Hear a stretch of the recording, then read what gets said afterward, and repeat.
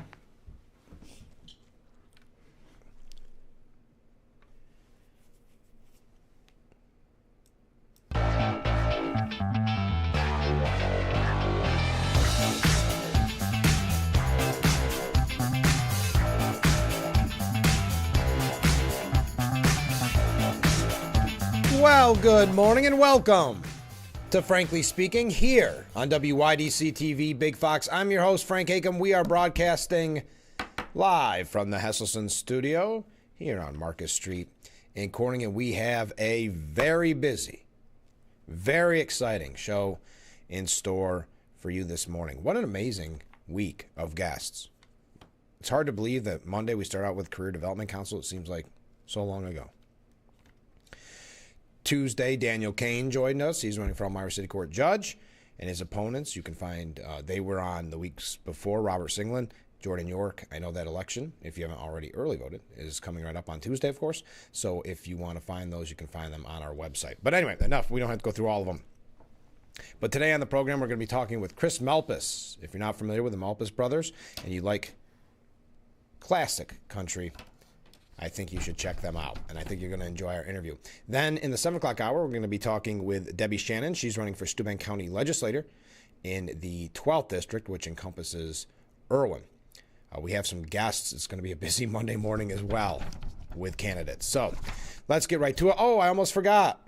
Let's start the program off with a big Wyoming wave. We got a very nice comment from Wyoming after yesterday's broadcast, and as always, I guess what's the word I'm looking for? I don't know. Just saying thank you to Joe Sempolinski. Can't think of the exact word. Praising is a little much, but praising Joe Sempolinski for his outstanding job and just knowing all the facts. So we appreciate that Wyoming wave. We've got a lot to talk about. Trump suggesting the nuclear option when it comes to the government shutdown. Yes, we are going to give you an update on the government shutdown on what would be, day 31? Oh, yeah, happy Halloween, by the way. Also, interesting, Congressman Nick Langworthy weighing in on the New York City mayoral race, and an update on Elise Stefanik. All that and more, but let's get right to it. A couple comments from viewers. First off, what is going on? Trump cabinet members are moving into military housing amid a wave of political violence. According to The Atlantic, if you have not heard this story, Stephen Miller, Marco Rubio, Kristi Noem, and others have taken over homes and until recently housed senior officers. Katie Miller, the former White House advisor, mother of 3 young children, and wife of Stephen Miller, walked out of her front door one Thursday morning last month and was confronted by a woman she did not know. When she told this story on Fox News, she described the encounter as a protest across the line. The stranger had told Miller, quote, "I'm watching you." This was the day after Charlie Kirk's assassination, so September 11th. It also wasn't anything new. For weeks before Kirk's death, activists have been protesting the Miller's presence in North Arlington, Virginia. Someone had put up wanted posters in their neighborhood with their home address, denouncing Stephen as a Nazi who had committed crimes against humanity. I don't want to go through all this, but in response to the recent spate of left-wing violence and threats, it was decided, at least for Stephen Miller, according to The Atlantic, so take it with a grain of salt, Stephen Miller, Marco Rubio, and Kristi Noem, and others have taken up homes at military bases. And you can understand why, unfortunately, with the assassination of Charlie Kirk, but also with just the vitriol and the hate that you see, perhaps even in your day-to-day life on social media. I think we all saw it after the assassination of Charlie Kirk. So it doesn't surprise me that, sadly, it's gotten to that level. But that viewer continues. Also, why is Trump resuming nuclear testing? I actually have a piece on that a little bit later on. We'll get to that in just a moment. Comment from a different viewer. Where is it? There we go. Morning, Frank. Tell me what you think about the following scenario. Sanctuary cities like New York, for example, together with communists like Mamdani, for example, together with Hochul, for example. Given this picture, I think it's conducive to what has happened in Gaza. In other words, New York City, for example, is essentially setting itself up for an insurrection of some radical group takeover, such as Hamas. The difference would be that instead of a violent takeover, it'd be more peaceful, but would have the same effect and impact. In other words, once the insurgents are in place and armed and their leaders are in control, the insurgents who have essentially, would they have taken over control of New York City? I mean, I think it's I wouldn't compare them to Hamas, but I understand what you're saying with the power, with having the power. I mean, you will have a far left, avowed socialist running New York City. Hochul does not seem to want to rein him in when it comes to his spending policies. And I mean, it's early, but she's endorsed him, right? So kind of rotting from within is maybe just a way I would put it. But the viewer continues, furthermore, I think given the rise of anti-Semitism, that things like this had been planned during the Biden administration is now well underway. Well, that unfortunately goes before even the Biden administration. If you look at the rise in I mean, the biggest protests on college campuses specifically happened during the Biden administration, but there had been that strain of anti-Semitism on the far left for quite some time, and specifically on college campuses. And the person mentions the rise of anti-American sentiment right here in our own country. Yes, that is prevalent, unfortunately. But they wrap up this viewer saying, anyway, Sliwa is gaining, and I still believe he could win. Thank you very much. Comment from Mark. Oh, no, let's go to Rick first. Rick writes in, good morning, Frank. Good morning, Rick.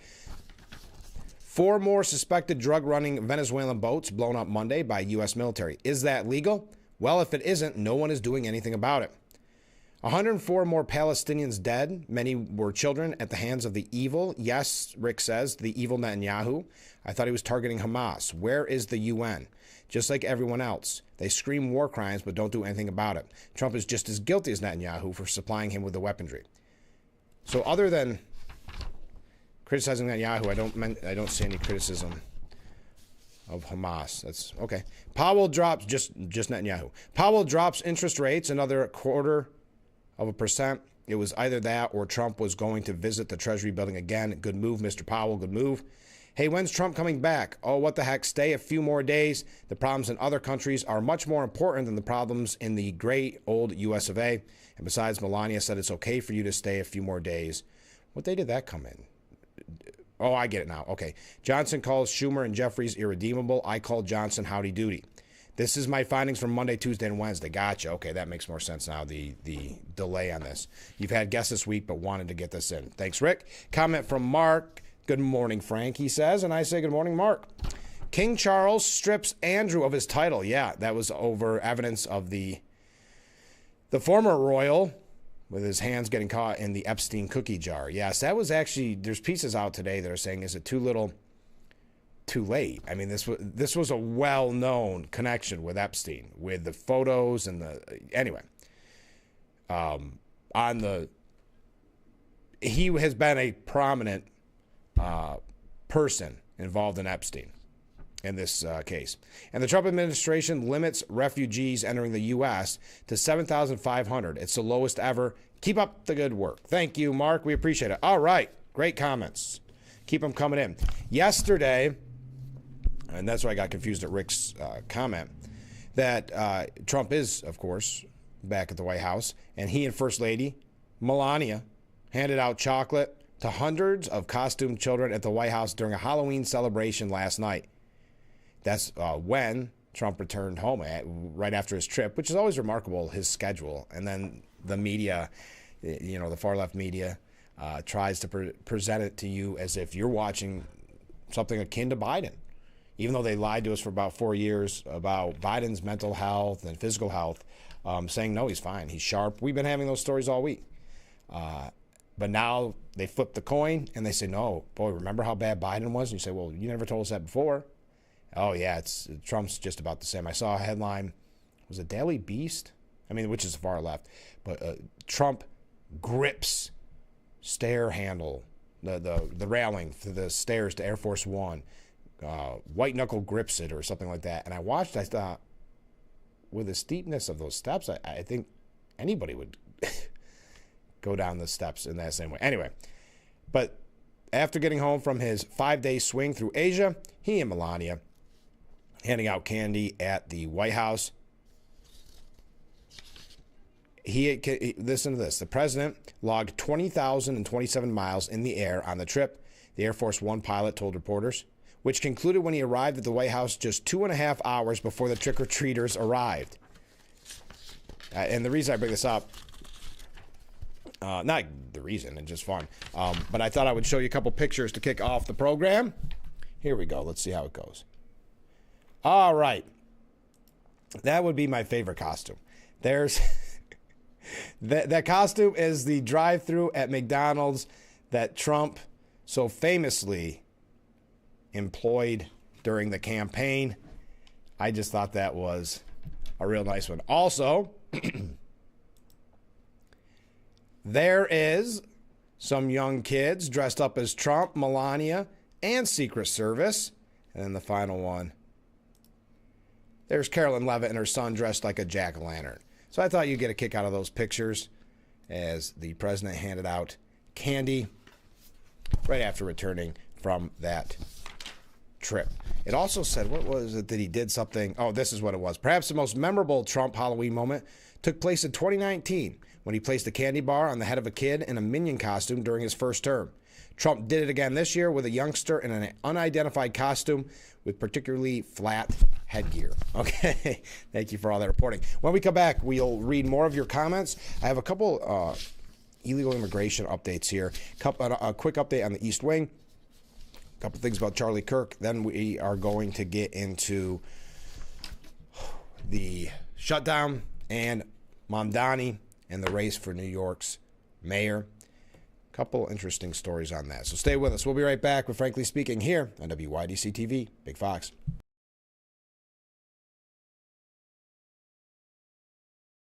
You're looking for the best deal on a hot tub. Now's the best time during Hesselsen's Battle of the Brands sales event this Wednesday through Saturday. Hesselsen's has over 100 hot tubs in stock available for immediate delivery. Battle of the Brands means you get extra factory incentives off Hesselsen's already discount prices, as factory reps will be on hand to fight for your business. Plus, Hesselsen's will be offering 0% interest-free financing for up to 5 full years. Save thousands on your next hot tub purchase during Hesselsen's Battle of the Brands sales event going on now through Saturday at 5 p.m. Remember, after 70 years, it's still fun to poke in the corners at Hesselsen's. This is Jim from Famous Brands. We are ready for fall and loaded with all of your favorite brands. Great new deals are arriving every week. We have the largest selection of clothing and footwear in the Finger Lakes, all at below retail prices. Famous Brands, downtown Watkins Glen, where you're always looking good for less.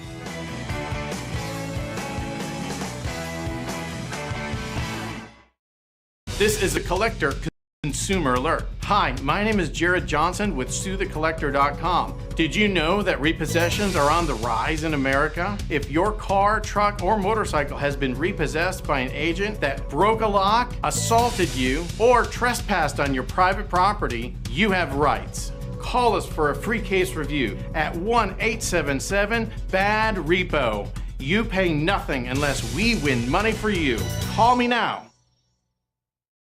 In a few words, Urkel, glasses, nerd. It pays to know your nerds. If you guys didn't get nerd with me sitting up here on this show, 25 words or less. Weeknights at 5 and 5:30 on Big Fox.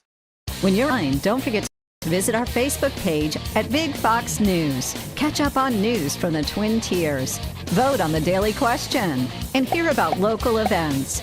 All on Facebook.com.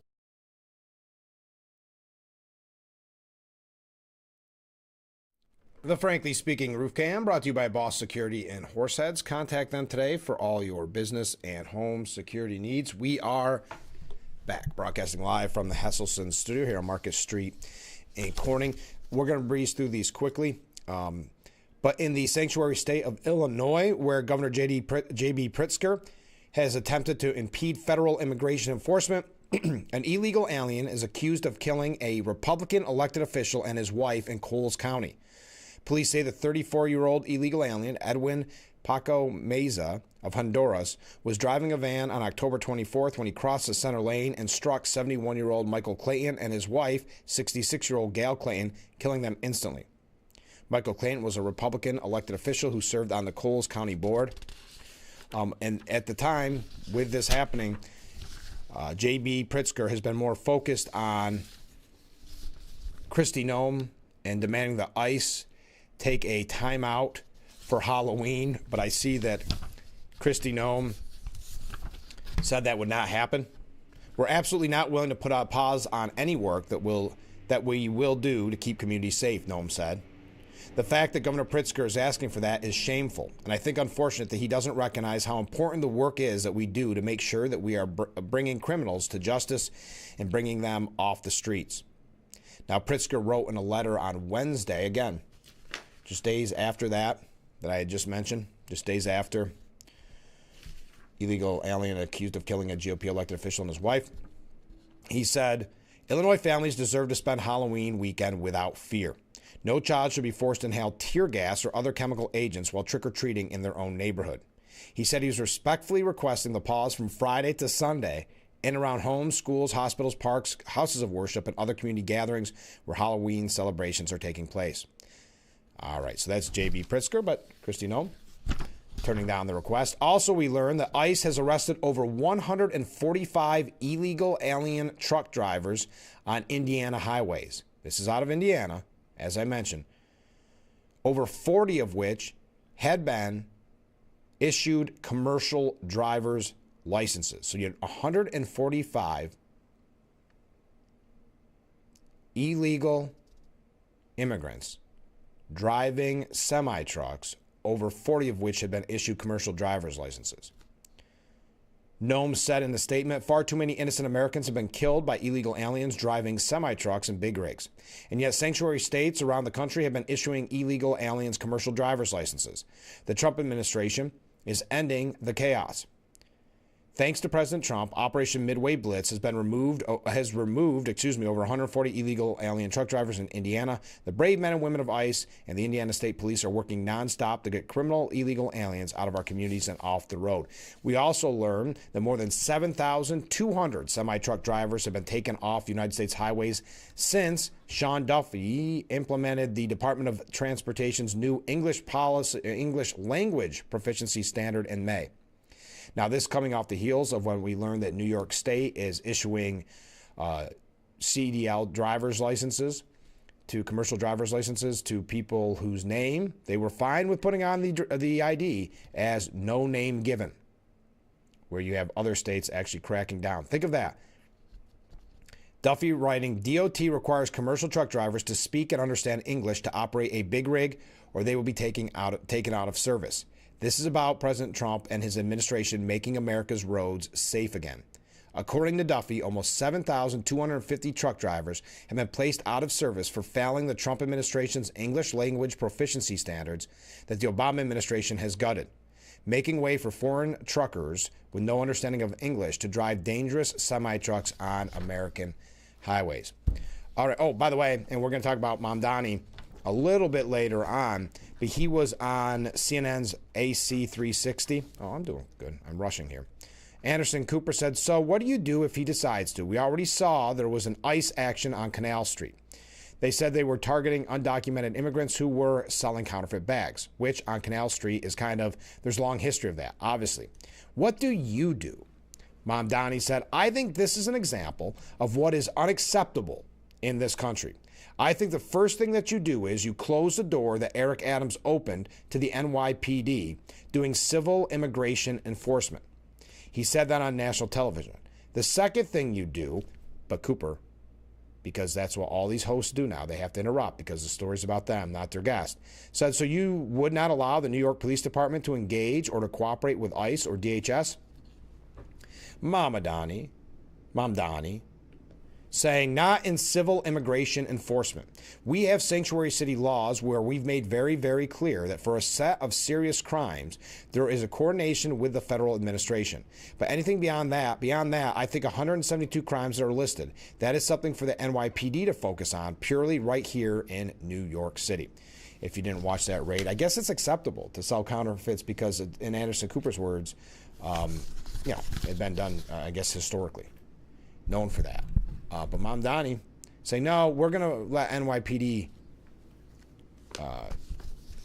we need less cooperation with the feds on immigration so NYPD can focus more on crimes. Do you think that they would have focused on what apparently Anderson Cooper said was a historic area where this was done? But this is a history. I don't know if you saw, we didn't get a chance to talk about it yesterday, and I don't want to go through every nasty thing Mamdani has said throughout his political and non-political career. But he was asked by Anderson Cooper about the time that his remarks when he said the boot when the boot of the NYPD is on your neck. Okay, so what he's saying is obviously that the police department is violent, and that when the NYPD's boot is on your neck, it's been laced by the IDF, Israeli Defense Forces. So you had not only an attack on police, but you had a veiled anti-Semitic attack on the law enforcement as well. So Cooper said, I think that for anyone to care about these issues, we have to make them hyper-local. We have to make clear that when the boot of the NYPD is on your neck, it's been laced by the IDF. We have to make, not specifically that example all the time, but just to say that for working class people who have very little time, who have so many stresses, who are under so many pressures, there isn't that much time for symbolism. We have to make it materially connected to their life. That's what Mom Donnie said at the time. So Cooper says, what does that mean? That was just 2 years ago. What does that mean that the boots of the NYPD have been laced by the IDF? So this is Mondani's spin. It was a reference to training exercises that had taken place between the NYPD and the IDF. So Cooper, again, cutting him off. So you still believe that the NYPD is basically working hand in glove with the IDF? He said, no. What I made very clear is there are those training exercises that were a concern to me. And what my focus is on is working with the NYPD to actually deliver public safety for New Yorkers across the 5 bureaus. And I made the decision to retain Police Commissioner Jessica Tisch because of her record in being able to deliver that safety, reducing crime across the 5 bureaus. It is going to get very troubling in New York. We heard Joe Sempolinski talk about it yesterday. Very troubling in New York City if Mamdani, and according to the polls, looks like he will, Mamdani becomes the next mayor. We're going to talk about that a little bit later on in the program. One other thing, because Israel's come up so much this morning, Israel confirmed Thursday night that 2 bodies delivered by the Hamas terrorist organization via the Red Cross were those of 2 dead Israeli hostages, Amir Cooper, 85 years old, and Shahar Baruch, 25. Benjamin Netanyahu said in a statement, following the completion of the identification process by the National Center of Forensic Medicine, in cooperation with Israeli police and the IDF representatives and for the families of fallen hostages, Amiram Cooper and Shahar Baruch, of blessed memory, that their loved ones have been returned to Israel and that their identification has been completed. The government of Israel shares its deep sorrow of the Cooper and Sahar families and all the families of the fallen hostages. The government and the entire establishment for the missing and the captives of the State of Israel are determined, committed, and working tirelessly to return all of our fallen hostages for proper burial in this country, or in their country. The Hamas terrorist organization is required to uphold its commitment to the mediators and return the fallen hostages as part of the implementation of the agreement. We will not compromise on this and will spare no effort until we return all of the fallen hostages, every last one of them. May their memory be a blessing. All right, we got a couple of other updates, but coming up next, am I doing good? Yeah, coming up next, we're going to be talking with Chris Malpas. I think you're going to really like this. I know we got huge music fans out there, always looking for something new. Well, they have been around touring. Well, I'll put it this way. They're bona fides. They were touring and open for Merle Haggard for years. I think you're really going to like what you hear from Chris Malpas. So that's coming up after this break. Then in the 7 o'clock hour, we're going to be talking with Debbie Shannon. She is running for Steuben County Legislature in District 12, which encompasses Irwin. So tell your friends and neighbors in Irwin. Speaking of which, if I could just real quick, since we mentioned Irwin, I've had some people asking me about this, and I want to put it up on the screen if I can find it. There we go. If you are a member of Irwin, the town of Irwin is holding a new town hall project open house. Or public information session. I like that better. I wasn't looking at the screen. The new town hall proposal, November 5th, coming right up at 5:30 p.m. at the Irwin Town Hall. So that's for all of our friends in Irwin that want to learn more about this. And it's just a thought about what is being proposed, about perhaps the creation of a new town hall. So please attend on November 5th at 5:30 at the Irwin Town Hall. And again, we're going to have both candidates for Steuben County Legislature in District 12 on the program. Debbie Shannon today and the incumbent James Cool on Monday. But we got to take a short break, and then coming up next, Chris Malpas. Stay with us. We'll be right back with Frankly Speaking.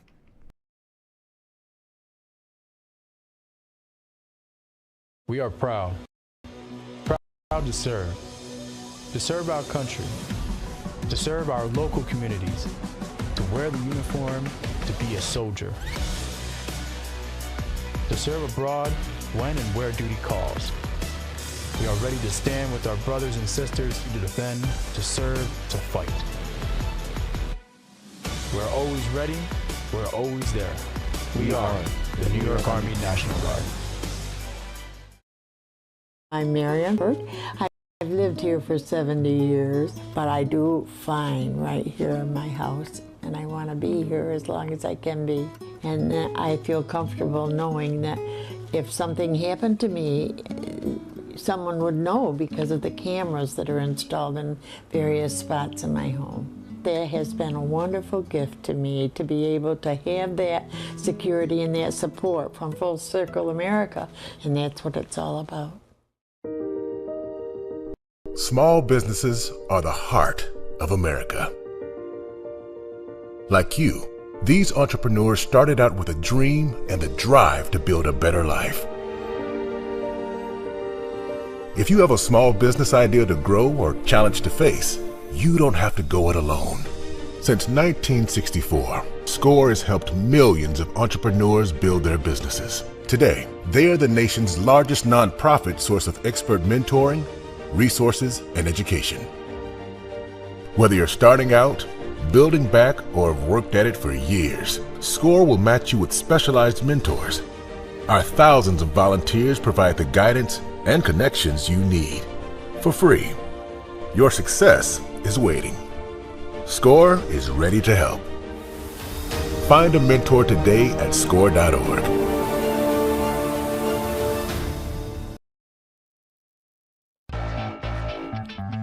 The Frankly Speaking Roof Cam, brought to you by Boss Security and Horseheads. Contact them today for all your business and home security needs. Welcome back to Frankly Speaking here on WYDC TV Big Fox. I'm your host, Frank Acom. We're broadcasting from the Hesselson studio, and in that virtual studio this morning, we have Chris Malpas. Thanks so much for being on the program.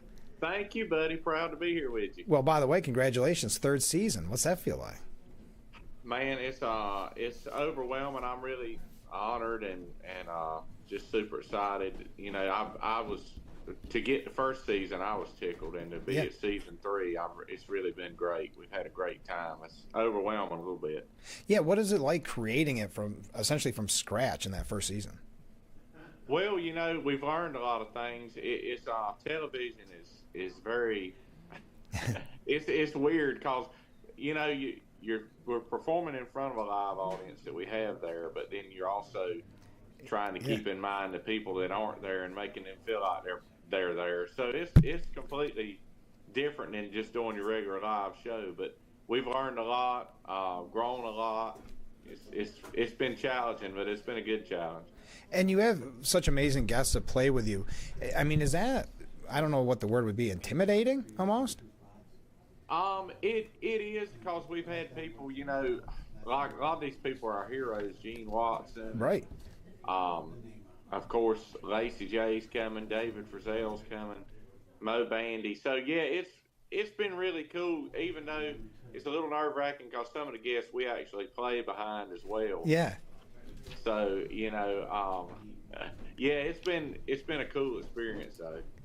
What would you say so far? Because I know you've got new tapings coming up where people can actually attend, right? They can buy tickets. They can, yes, sir. You can buy for one day, or you can buy a pass that gets you to all 3 days of taping.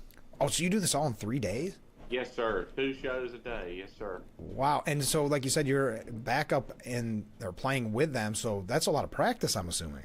It is. And a lot of times the artist sends their material, but we don't get to practice with them till like, 20 minutes before we start filming or whatever. So you guys have like the Price is Right schedule. Like it kind of doesn't look like we know what we're doing. It's because we don't. Could you not?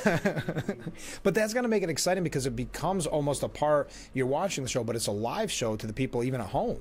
Really? It is. Yeah. It's live, and it's what's going on right then. It's a lot of times we don't retake anything unless there's something really. If you look at the old shows like Porter Wagner and Wilbur Brothers, there were mistakes and different things on it, but it was real. It was real. And I think that's missing in the world today, just raw, real music with the mistakes or without the mistakes. It kind of makes it relatable to folks. If people haven't caught a show, what's a typical program look like? Well, our Tracy Pitcox is our host.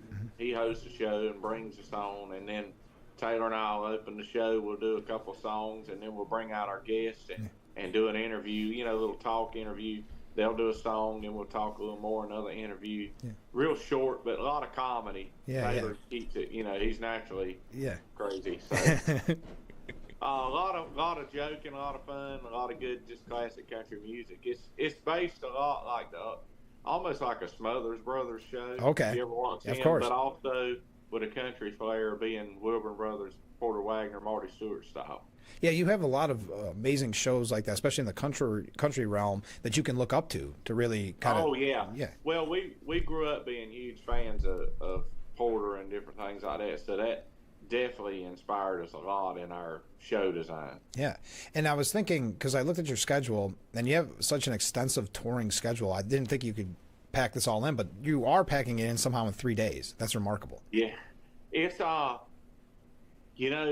look at it, I try not to look too far ahead because I get overwhelmed sometimes, but you just kind of get in the zone and the routine of doing things, and it just somehow it all works. It comes out at the end, but we definitely tour a lot. Yeah. So trying to find the time was a little difficult, but we've made it work. What would you rather do, tape the show or tour? Like if you only had to pick one. Boy, that's a hard one. Yeah. The touring I love because I love the different theaters and venues. And, and the different towns, but doing the TV's easier because you get to sleep in the same bed every night, even though you're not at home. Yeah. Both of them have their good points, and both of them have their negative parts too, I guess. Yeah, that's so a hard choice. Nobody's ever asked me that. Yeah. Well, it's not good, but it's also nice that you have the option. You are doing both, and that means you're doing something right? So let's look back, because how long have you been doing this? Like, when did you know that this is what you want to do for a living? So I started as a kid. I was probably 8 or 9 when I started dabbling in music. But by the time I was 15, we were actually touring around, North Carolina, Virginia. Sure. And then it grew into working with Merle Haggard for 7 years, and then going to Larry's Diner. So I've been doing it about all my life. I turned 40 tomorrow. Oh, wow. Happy early birthday. Thank you. So, I've been doing it really since I was 12 years old. That's wild. And I had the honor, I remember very vividly, it was back in 2010 when you opened for Merle Haggard at Grassroots Festival in Trumansburg. And you were like, it was so amazing because you guys blew everybody away to get everybody into that feeling of getting ready to see a legend like Merle Haggard. Well, that was a challenging job because you're walking out, he was my hero. Yeah. And you're walking out in front of a legend like that everybody's bought tickets, and here's 2 guys with funny looking hair from North Carolina that talk weird, and they're fixing to sing for you. But you know what? I can honestly say nobody was ever unkind to us. Right. And I think it's because we had Merle's graces, but yeah, it was really cool because we're actually doing music that influenced Merle. Wow. We're doing the Lefty and Ernest Tubb. Yeah. It was pre-Merle Haggard. Yeah. So he loved it. It was really cool to him, and it's cool to me too. Well, it was the perfect fit, and I thought it was such a great way, especially considering, like you say, it was music that influenced Merle, that you were starting the program, getting everybody into that mood to see Merle Haggard. Yeah, it was really a cool way to do it, and of course I know that was his plan. He knew kind of what he was doing, but it was really cool that you saw that and got that out of it. That makes me feel good. Yeah, 2010, I remember it was amazing, especially because it wasn't an area that music you would normally think of as really what you'd almost think of as a hippie festival, Grassroots in Trumansburg. Yeah, I remember playing there and I enjoyed it. Yeah.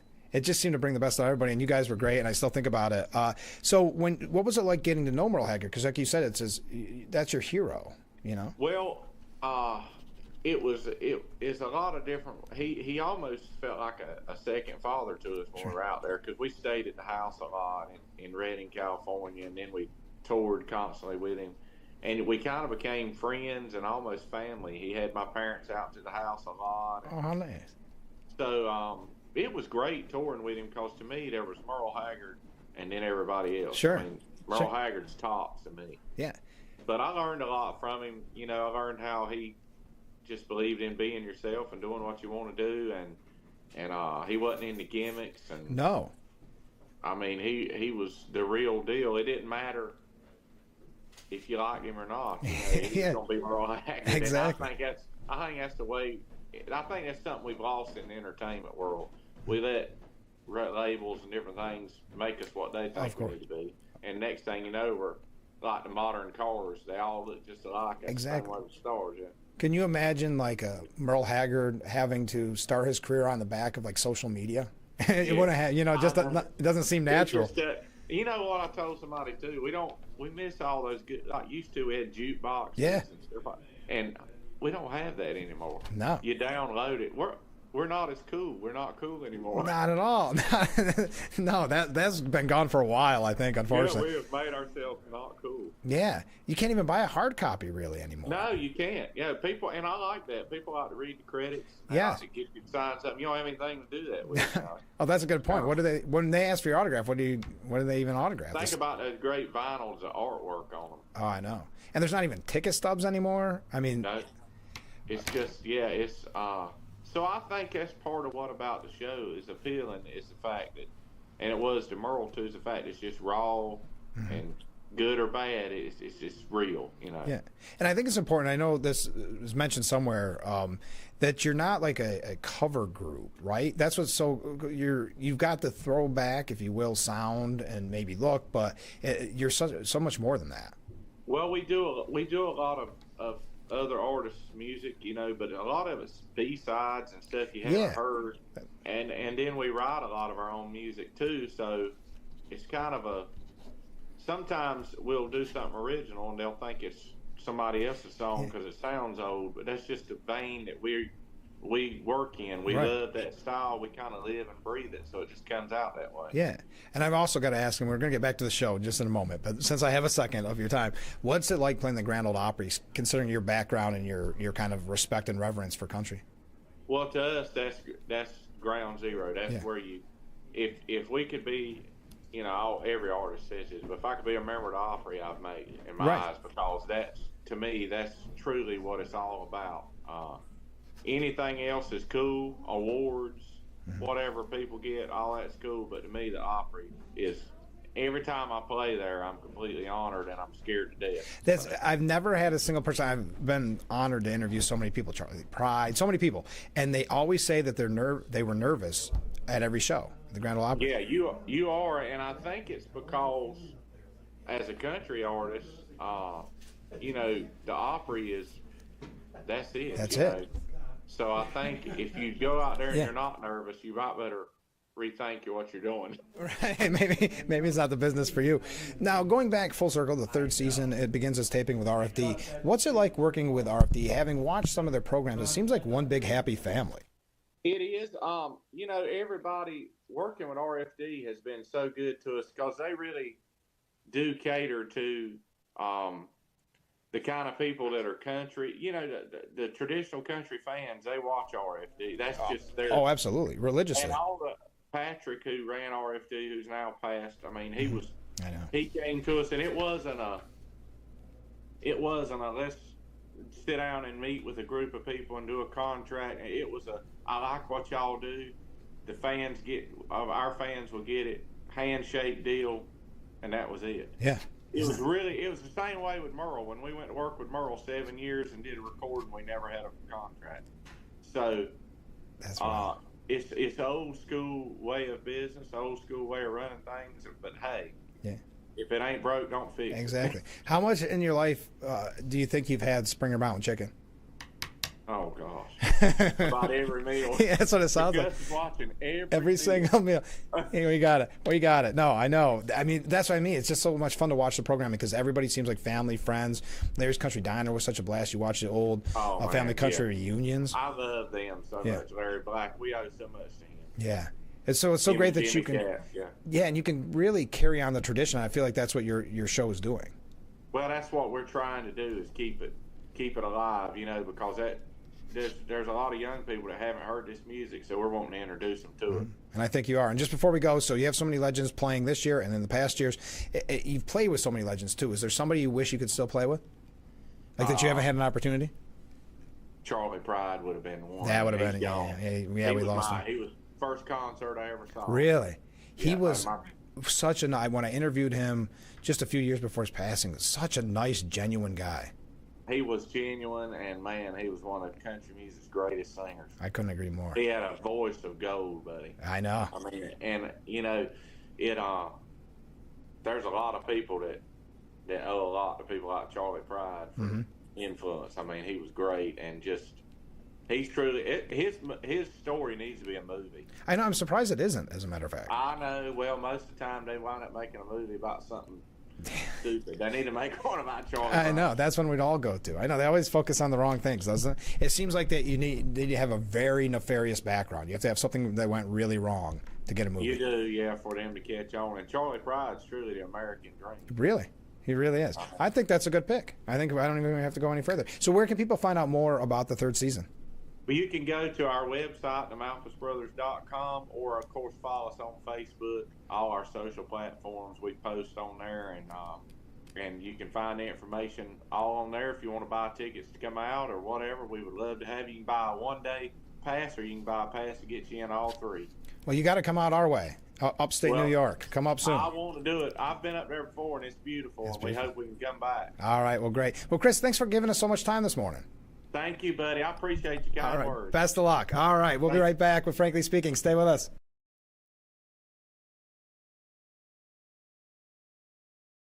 If you or a loved one regularly used hair relaxers or straighteners and were diagnosed with uterine, ovarian, or endometrial cancer, you may be entitled to significant financial compensation. I've used hair relaxers for years. I had no idea they could cause cancer. Chemical hair relaxers and straighteners have been linked to serious conditions, including several types of cancer. If you used hair relaxers and have been diagnosed with uterine, ovarian, or endometrial cancer, call us now.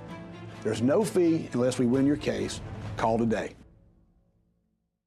When you're online, don't forget to visit our Facebook page at Big Fox News. Catch up on news from the Twin Tiers. Vote on the daily question and hear about local events. All on Facebook.com/Big Fox News.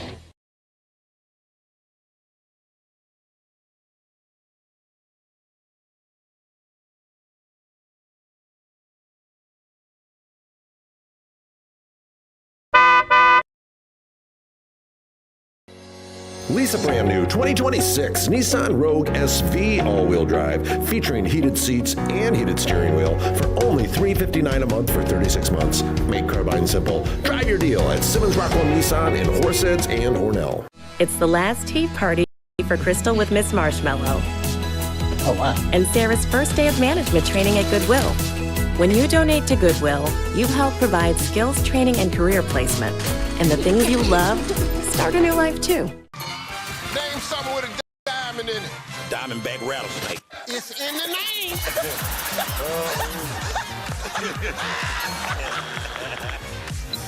Name a low-calorie food you might make your edible underwear out of. Salmon. Watch it weeknights. Share it the next day. Wild caught Norwegian teriyaki. Share in the fun. Weeknights on Family Feud. 7 and 7:30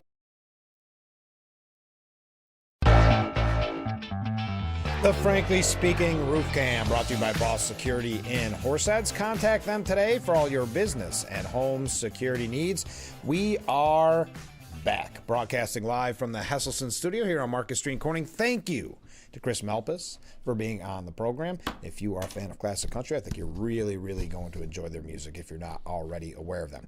We are running a little bit late. We've got to get to a couple of quick updates, and we're going to talk about the shutdown and Mamdani.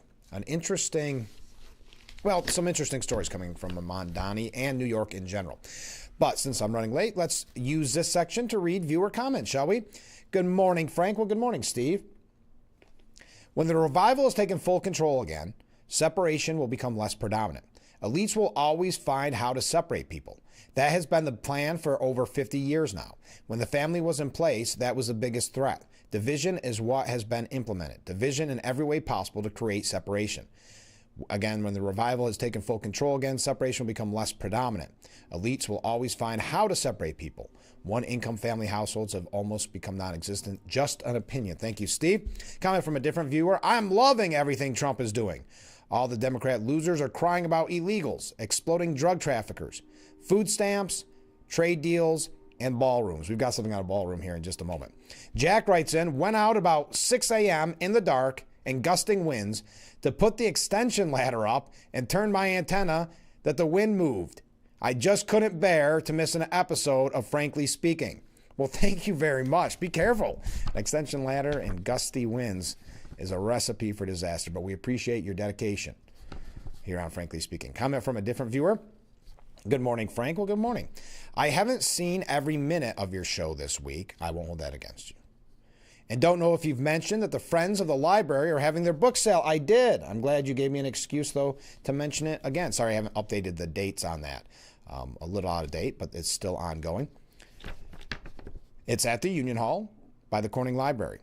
After voting early, we stopped in. Oh, great idea. Stop over the library, vote early, and then head to the Union Hall, do a little shopping. There were 3 Michelle Obama and 3 Barack Obama books, all in unread condition. They'd make great Christmas gifts. If you hid paper currency between the pages, it would be like a home security safe. Nobody would ever open those books. Sorry, but I bought the only Rush Revere book they had. Oh, wow, I can't believe they had a Rush Revere book. I can't believe someone gave that up. So congratulations on your big find. And it's always fun spending time looking through the various rows and rows of books at the Friends of the Southeast Steuben County Library. So the book sale going on today from 9 till 5, 50% off, my goodness. And then tomorrow, bag and box sale, just 9 to 2. I should note, and I'm sure it's not an issue, but if you do go over to the Union Hall, bring cash or a check, okay? And finally, I checked out a song by the Malpas Brothers on YouTube. They have a lot of them. I liked it. Plus, Chris seems like a pretty good guy. He's very nice. We chatted a little bit off the air. Very nice guy. They have a lot of music. They have been playing for quite a long time. And I think it's really amazing because, as he mentioned, even when they play classic country, something that's not originally their own, it's normally a deep cut that people think is theirs. And they just have a great sense of humor. If you've ever seen them on any of the other programs or their program, you'll see that it's just kind of like a variety show anytime they get together. All right, we got to take a short break. When we come back, thank you for all the comments. Thank you for all the waves. We'll keep right along because we have a lot to get to, and we have another interview coming up. This has been a busy week. Stay with us. We'll be right back with Frankly Speaking after this.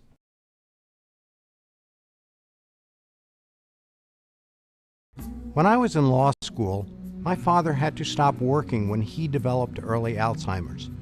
Social Security disability benefits saved my parents financially. I'm Peter Gorton of Lockman & Gorton. Now I'm a lawyer who helps people when they need Social Security disability.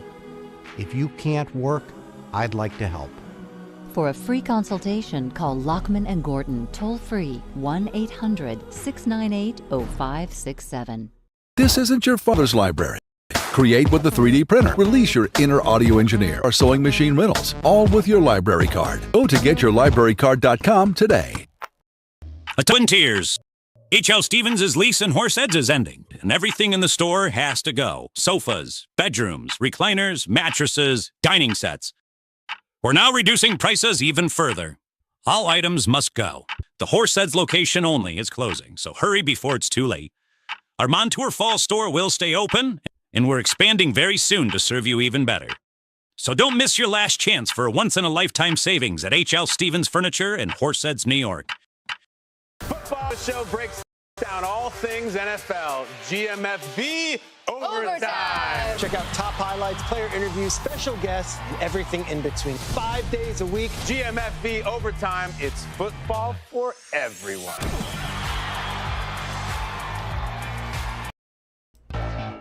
The Frankly Speaking Roof Cam, brought to you by Boss Security and Horseheads. Contact them today for all your business and home security needs. We are back, broadcasting live from the Hesselson studio. Comment from a viewer, and this is a kind of a, I don't know if you'd say a meme, I don't know what you'd call it, but underneath a photo. My fellow Americans, it's okay to admit that the Democratic Party has left you and left you out in the middle, while the Republican Party has moved to more center for the working class.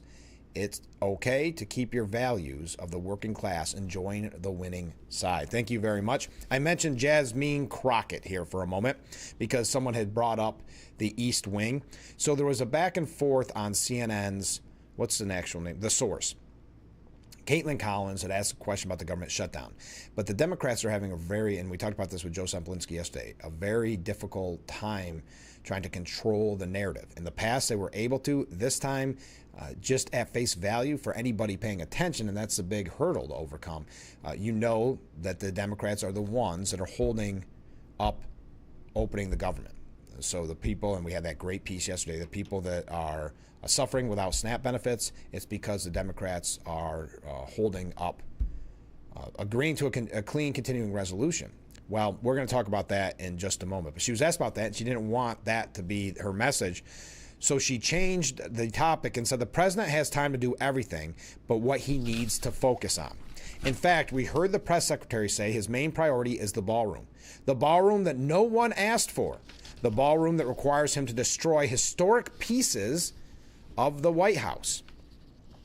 Well, Democrats aren't used to being fact-checked in real time, but Collins actually interrupted, saying, yeah, in the context of the comment from Carolyn Levitt, she was asked if the president was working on any other renovations when it came to the White House, and she was saying his focus was on the ballroom.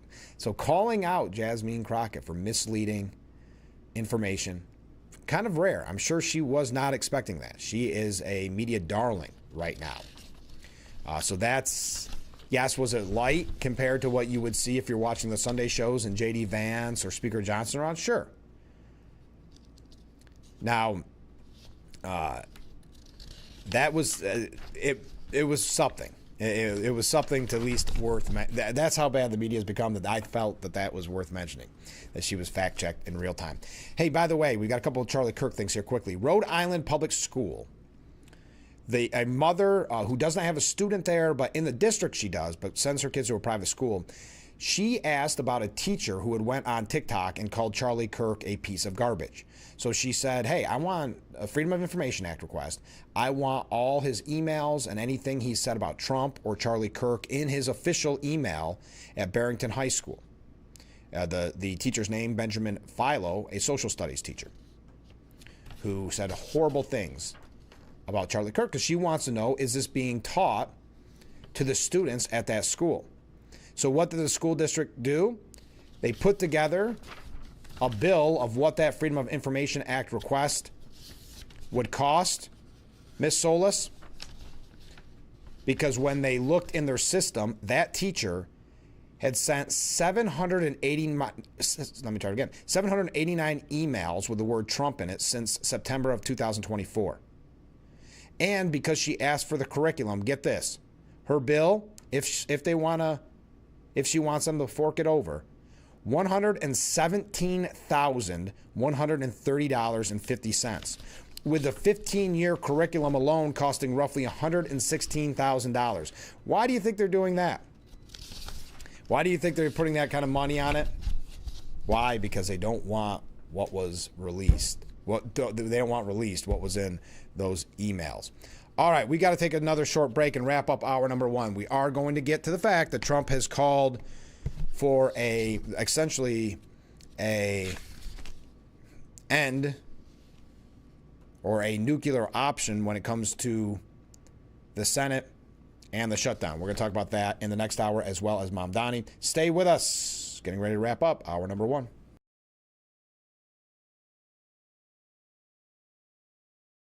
You're looking for the best deal on a hot up, now's the best time during Hesselson's Battle of the Brand sales event this Wednesday through Saturday. Hesselson's has over 100 hot tubs in stock available for immediate delivery. Battle of the Brands means you get extra factory incentives off Hesselson's already discount prices, as factory reps will be on hand to fight for your business. Plus, Hesselson's will be offering 0% interest-free financing for up to 5 full years. Save thousands on your next hot tub purchase during Hesselson's Battle of the Brands sales event going on now through Saturday at 5 p.m. Remember, after 70 years, it's still fun to poke in the corners at Hesselson's.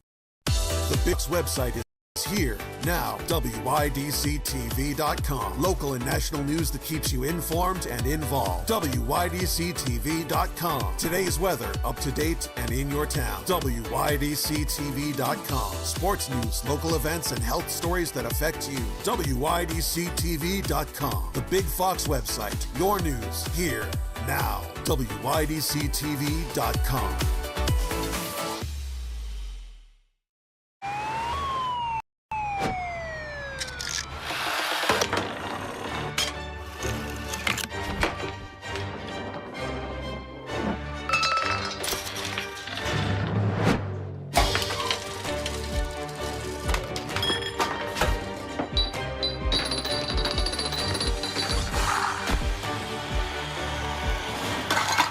Getting a speeding ticket has consequences.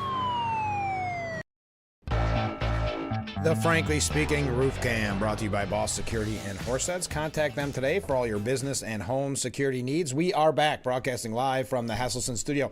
Hey, coming up at the top of the hour, we got a Climate Fact Friday from Bob, so we look forward to that. I'll wait until the top of the hour. But we have a comment from a different viewer. I find it ironic the Republicans have negotiated trade deals in America's interest, and Democrats negotiate deals for other countries. Bill Clinton made Canada and Mexico great. Trump is making America great again. Thank you for that comment. Turning Point USA's extraordinary crowd with J.D. Vance shows how young people are hungry for purpose. That's according to Douglas Murray. There was a time when conservative kids weren't cool. They were out of touch, at least with their own generation. But that has changed. And nothing demonstrates that change more than something that happened at the University of Mississippi on Wednesday. From early morning, the lines started to form. They grew throughout the day in spite of the rain, as thousands of people waited to get into the Turning Point USA event. According to Turning Point spokesman Andrew Colvett, more than half of the entire student body of the university packed into the venue. That's a full 14,000 students out of 27,000. Not counting the 13,000 adults. The crowd heard from Eric O'Kirk. They also watched J.D. Vance, who spent an hour on stage taking questions from the audience on a whole range of subjects. Vance's performance was an extraordinary tribute to his late friend. What was even more extraordinary was not just the event's scale, but what the scale speaks to. And basically something that I've been saying for a long time on this program, that if you want to be rock and roll, if you want to be cool, you would be a conservative at this point. Because if you look at the quote-unquote cool kids in the room, the Bruce Springsteens that just get up there and lecture you about the 1% as they charge you $300 for a general admission ticket. But I don't want to go through his whole history of how it's changed. I think you've seen that shift, and I think the success of the Trump administration and winning the election, the popularity of J.D. Vance, Charlie Kirk, and the like, it is showing a new trend, and an exciting new trend. The re-election of Donald Trump was undoubtedly a turning point, as with the swiftness with which even Silicon Valley heads got behind him on the turn of a dime, and now the lines of young people to hear from conservatives, including a Republican vice president. We shall see whether this becomes a full-on revival, but it's undeniable, a turning of the tide, and a welcome one at that. I thought, what a great way to end this hour. When we come back, the shutdown, and then Mamdani, an interesting, I think you're going to find it really interesting, a comment from Congressman Nick Langworthy in regards to the New York mayoral race. We'll be talking about that in the next hour as well. And we'll hear from Debbie Shannon. Thanks again to Chris Malpas of the Malpas Brothers for joining us in the 6 o'clock hour. Check them out. I think you'll really enjoy their music. Stay with us. Hour number 1 in the books. Hour number 2, mere moments away.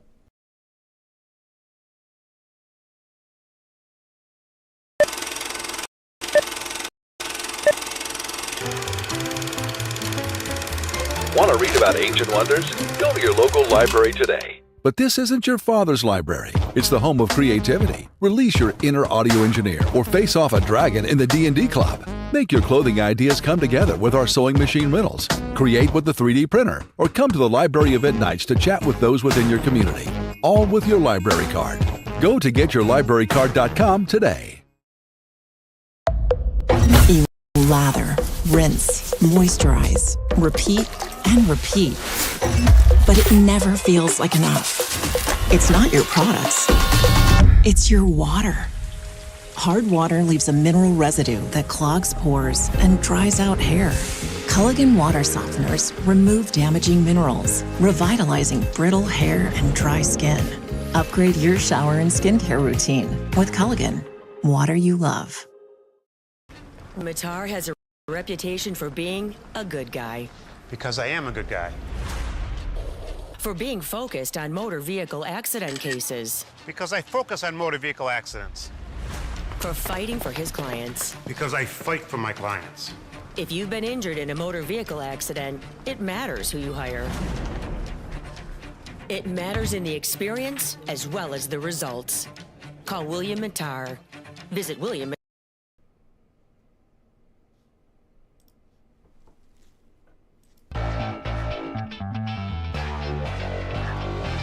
And welcome to hour number 2 of Frankly Speaking here on WYDC TV Big Fox. I'm your host, Frank Aiken. We are broadcasting live from the Hesselson studio here on Market Street in Corning. We're going to be talking government shutdown. We're going to be talking the mayor's race in New York City, and we're going to hear from Debbie Shannon a little bit later on in this hour. Okay, let's go to some viewer comments, one of which includes Climate Fact Friday Bob.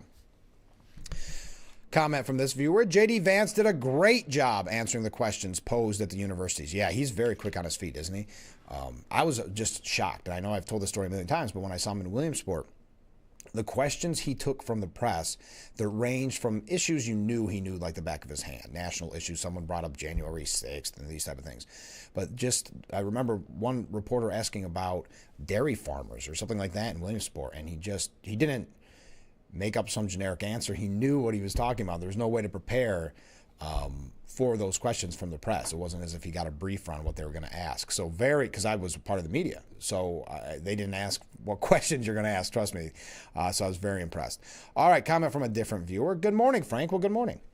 After 5 days, I'm finally able to tune in again. Oh, no. I have Dish Network, and for some reason, the recordings I set up in case I missed the show stopped recording, and then the channel changed in the lineup, apparently. Oh, no, I haven't heard any of this. I'll have to get more information for you. Who knows, but it's back today. Well, that's all that matters. I'm sorry I missed one of my favorite guests yesterday, and of course, yours truly, Dally. Well, thank you. Yes, Joe is, and that's kind of you to say about me, but yes, Joe is a fan favorite. If you missed it, it is up on our YouTube page. You can find the full interview. It was a long one yesterday. We had a nice chat. It was fun having Joe in. It'd been a little while. I got thinking it was actually a little over a month, almost a month and a half, because we had him on the day after the assassination of Charlie Kirk, so September 11th, and then we had him on yesterday, and I thought it was a great interview, as always. Okay, Climate Fact Friday, Bob, right, saying good day, all. Well, good day. So Bill Gates has been enlightened. Yeah. Even our fearless governor is slowing down her net zero program. But did you see, I don't like to interrupt Climate Fact Friday, Bob, but did you see that even with some of the changes and some of the pushing back that she's making, that Kathy Hochul is now on the Time Magazine's 100 climate leaders? I don't know if they don't put it, I printed it out. I'm not going to read what it all says. But Kathy Hochul making that list of what they call 100 climate change leaders or climate leaders. But I'll continue. Climate Fact Friday, Bob says Sweden in 2019 reported 50% of young women and 30% of young men thought climate change was the biggest threat to human existence. Now it is only 15%. The whole climate hysteria has lost steam. I think my work is done, at least for a while. I think it was all because of you. That's when I first started noting the turnaround. Climate Fact Friday, Bob, and I do appreciate that. Hey, if you can convince Bill Gates, you've done your work here, good sir. He continues, I need to move on to other projects and concerns. I will probably comment from time to time. It's been fun for sure. I thank each and every one for their great questions and comments directed my way. Thanks, Frank. You are a most humble and gracious host. Well, thank you. Keep up the fantastic job. To all, have a great weekend and be kind and stay safe. Well, thank you, Climate Fact Friday, Bob. Here's your only Here's the only problem I see. And you're more than welcome to pick up another topic and send one in every Friday. But boy, Climate Fact Friday Bob has a nice ring to it. So it's going to be tough if you move on to a different project, what you're going to have your new nickname be. Unless you want us to keep calling you Climate Fact Friday Bob and then you have something completely unrelated, which I'm fine with as well. But thank you for the kind words, and we always appreciate you being a part of it. But I'm with you. If you can convince Bill Gates, your work here is done. President Trump called on Republicans yesterday to invoke the so-called nuclear option and change Senate rules to allow legislation to end the 30-day government shutdown to pass with a simple majority vote. Now, I'm just going to say, the problem with this is, yes, you have Democrats calling for it all the time when they're in power. And could they end up ultimately doing it? Yes. I wish they wouldn't. I wish that would not change. Having said that, I like that President Trump, again, has proven that he's the one that wants to open the government. He's the one that's saying Democrats are jamming this up. It's not me. It's not his fellow Republicans. It is the Democrats that are not letting the numbers get to 60. So I do like, from a PR standpoint, that I'm always hesitant. And I bring this up because I want to hear your thoughts on it. Hesitant of using the nuclear option. Though I know you could say, well, what's good for the goose is good for the gander. If they're going to call for it, we could do it, and we got to play by their rules sometimes. I understand that. I understand. I don't think there's a wrong answer here.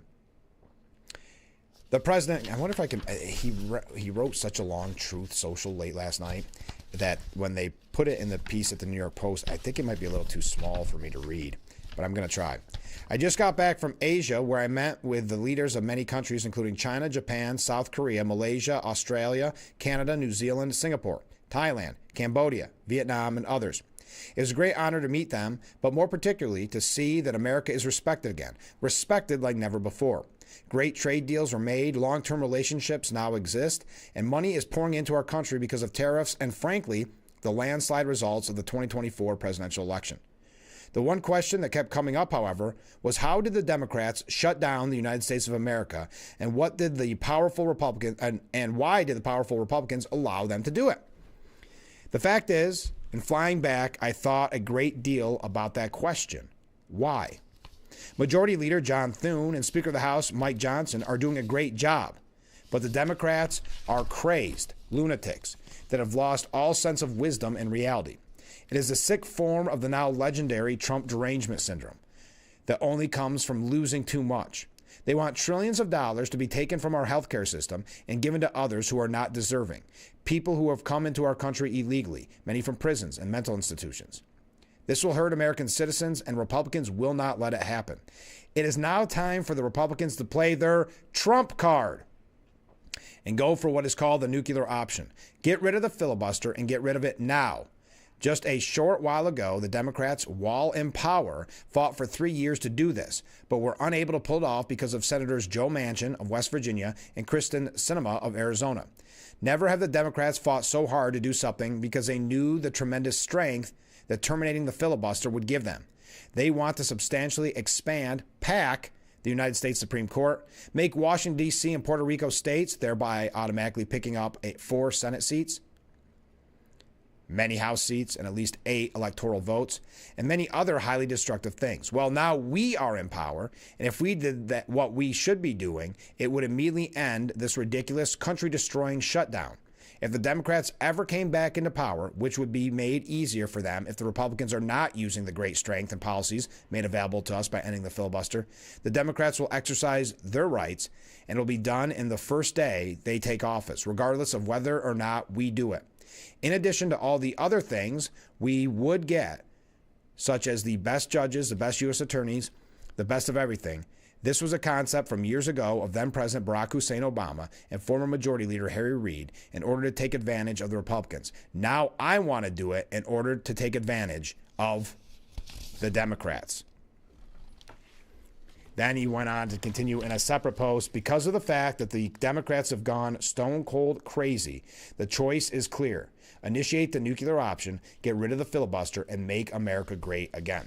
And I understand the concept that if Democrats get in power, they will do this same thing. So what he's saying is just get an early jump on it. That's why I want to post. It raises concerns for me, but that's why I want to hear from you. I want to hear your opinion on it. So calling for the nuclear option to end the, quote, country-destroying government shutdown. Now, Delta and United Airlines are calling on Congress to reopen the government with a clean continuing resolution, excuse me. They've minimized delays. Fewer than 2% of flights have been delayed so far because of air traffic control shortages. So they've done a great job, but it's putting stress on people. It's not fair to those people. It's also putting stress on the economy, said Scott Kirby, United Airlines CEO. You know, the first couple of weeks had no impact on the economy, but as every day goes by, the impacts start to grow. And airlines are a pretty good real-time indicator of the economy, and we start to still see minor but still steep booking impact. And you see that happening in the economy. We put the whole economy at risk. So calling, again, Delta and United Airlines calling for Congress to reopen. Yesterday, Congressman Nick Langworthy weighed in, and we're going to hear from him, not personally, but quotes from him later on in regards to the mayor's race that I think you're going to find really interesting. But yesterday, Congressman Nick Langworthy had this to say in regards to the Schumer shutdown, saying, Chuck Schumer and Senate Democrats forced the shutdown, and they can end it today by changing their no votes and making sure 42 million Americans don't go hungry. The president cannot legally fund programs that Congress hasn't appropriated. Democrats have a choice to make: stand with needy American citizens or continue prioritizing benefits for illegal immigrants. I voted to keep the government open and a clean continuation of funding. And I hope Senate Democrats come to their senses before more Americans are hurt by their partisan games. So thank you very much to Congressman Nick Langworthy. Democrat Representative Janelle Binham claimed that she voted against the continuing resolution to keep the government open because it wasn't a clean continuing resolution. Quote, there's always been a poison pill to it. But then responded to a question on what exactly these poison pills were, right? Because no one has made that argument. So this is why I printed this. It raised my interest because no one has said it wasn't a clean continuing resolution that passed the House, because it literally was. We're going to keep funding at the same level until November 21st. So her answer, I think what you're trying to do is shift the responsibility to Democrats. Well, not shift. The responsibility is on Democrats to open the government.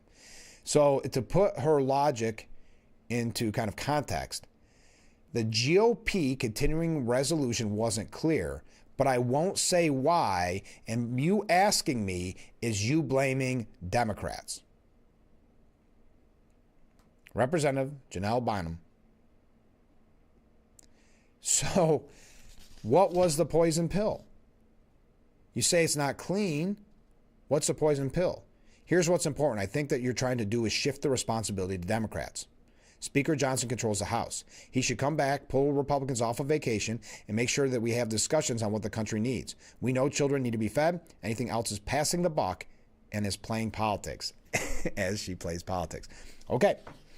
So we'll not answer. I'm just saying it because she's the first one I've heard try to use that. They'll probably try to use it in the future because normally the media will not push back. Unfortunately for her, she did not realize she was on C-SPAN, where they play a little more fast and loose.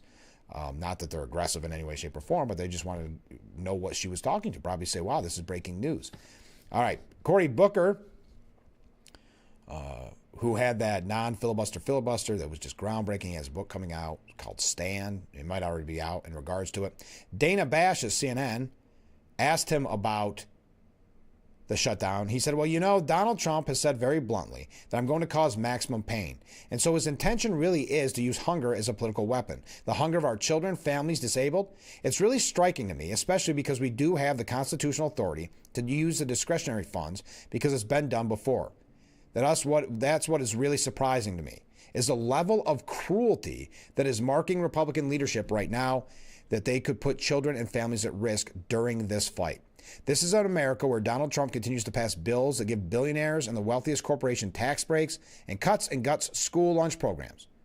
They already cut $1 billion out of SNAP payments and cut Medicaid. And so I don't understand this level of cruelty from the Republican Party right now. Open All you have to do is open the government with a clean, continuing resolution.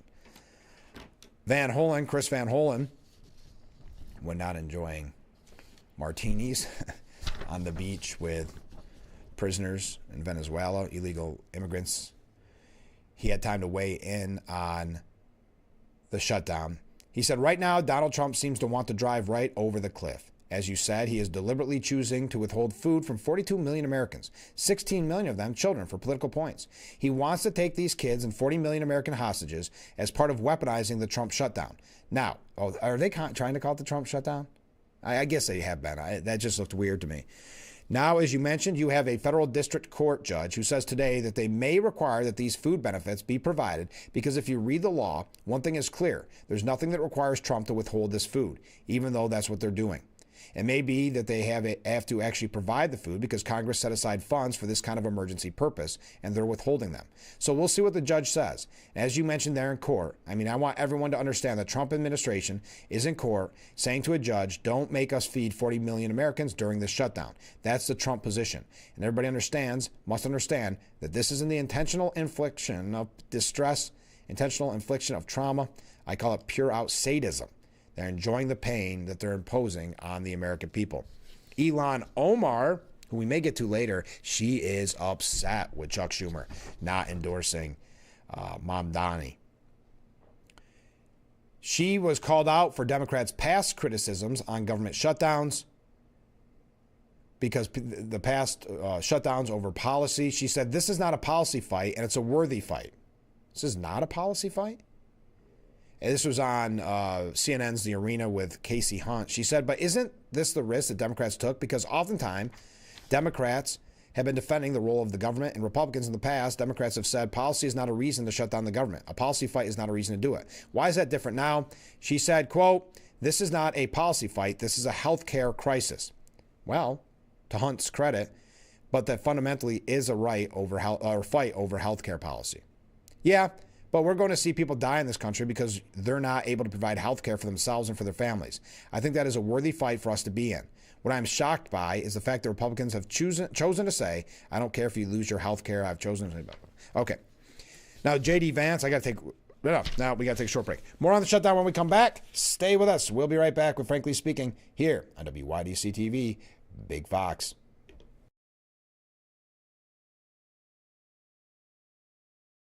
You're looking for the best deal on a hot tub. Now's the best time during Hesselsen's Battle of the Brand sales event this Wednesday through Saturday. Hesselsen's has over 100 hot tubs in stock available for immediate delivery. Battle of the Brands means you get extra factory incentives off Hesselsen's already discount prices, as factory reps will be on hand to fight for your business. Plus, Hesselsen's will be offering 0% interest-free financing for up to 5 full years. Save thousands on your next hot tub purchase during Hesselsen's Battle of the Brands sales event going on now through Saturday at 5 p.m. Remember, after 70 years, it's still fun to poke in the corners at Hesselsen's.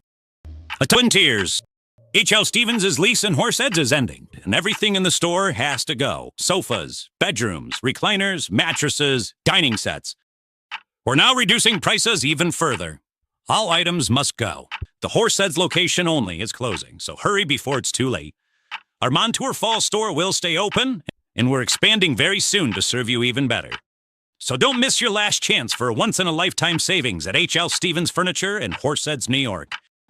This is a Sue the Collector consumer alert. Hi, my name is Jared Johnson with SueTheCollector.com. Did you know that repossessions are on the rise in America? If your car, truck, or motorcycle has been repossessed by an agent that broke a lock, assaulted you, or trespassed on your private property, you have rights. Call us for a free case review at 1-877-BAD-REPO.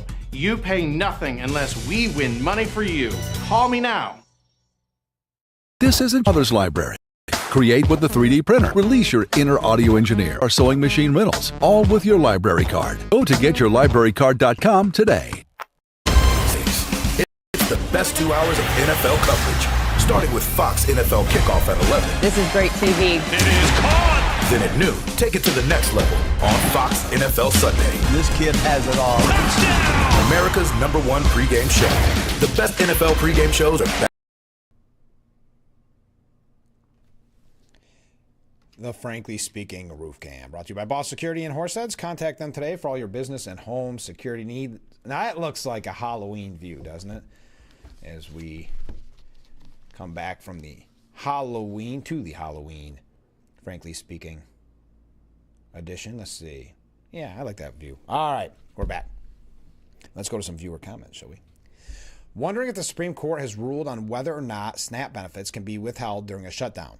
Any information yet? None at all. I know yesterday, and it wasn't the Supreme Court, of course, yesterday a federal judge, Indira Talwani, said in a hearing that a $5.5 billion contingency fund should be used to provide SNAP benefits after states run out of aid money due to the government shutdown.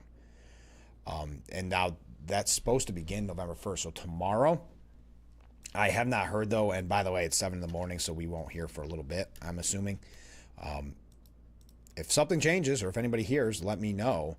Now, I should note that the federal judge, Indira Talwani, was nominated by Barack Obama back in 2013. Just something to keep in mind as she makes her decision. Okay.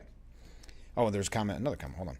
Ken writes in, the government shutdown would end yesterday if Congress passes a law that makes it illegal for our lawmakers to be paid and only allow them to withdraw a total of $100 a week from any bank account or investments during a government shutdown.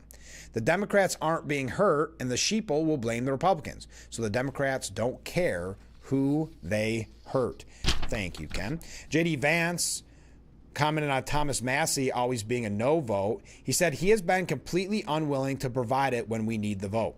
Having your own opinions is one thing. Voting against the party on every single issue, you're eventually going to make too many enemies, and that is the problem that Thomas has, said Vance. It's not one issue, it's not 3 or 4 issues, it's that every time that we needed Thomas for a vote, he has been completely unwilling to provide it. That is why Vance continued, Trump has given up on Massie and backed a primary challenge against him. It's because we can never count on him for some of the most difficult votes. I wish that this weren't the case. I say that as somebody who's known Thomas well before I got into politics. But politics is politics.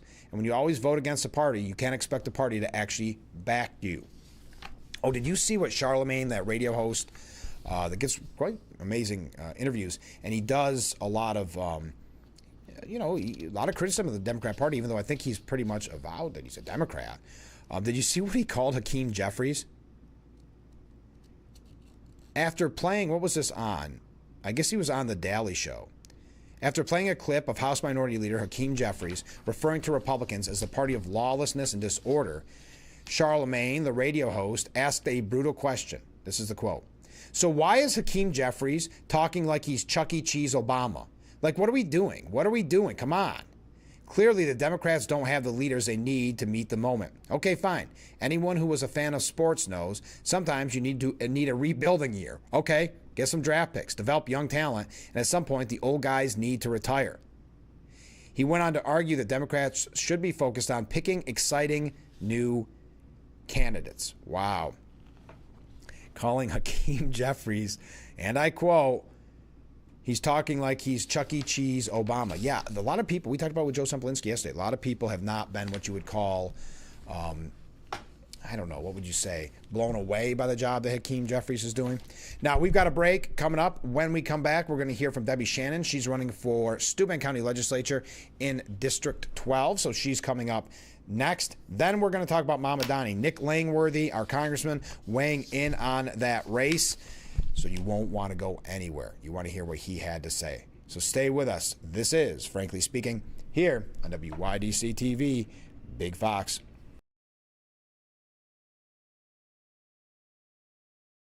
When you're online, don't forget to visit our Facebook page at Big Fox News. Catch up on news from the Twin Tiers. Vote on the daily question and hear about local events. All on Facebook.com/Big Fox News. This is a Collector Consumer Alert. Hi, my name is Jared Johnson with SueTheCollector.com. Did you know that repossessions are on the rise in America? If your car, truck, or motorcycle has been repossessed by an agent that broke a lock, assaulted you, or trespassed on your private property, you have rights. Call us for a free case review at 1-877-BAD-REPO. You pay nothing unless we win money for you. Call me now. Did you know that children growing up with poor air quality have smaller lungs and higher rates of asthma than children that grow up with good air quality? And unfortunately, poor communities have poor air quality. IQ Air Foundation is working to change this. Today, the IQ Air Foundation provides filtration technology to schools with poor air quality through our Clean Air for Kids program. Our goal is to help over 50,000 school children every year breathe over 90% cleaner air indoors, helping to level the playing field, reduce barriers to learning, reduce sick days, and increase test scores. Mitigating poor air quality is key to environmental justice. Help Clean Air for Kids reach more children at iqairfoundation.org.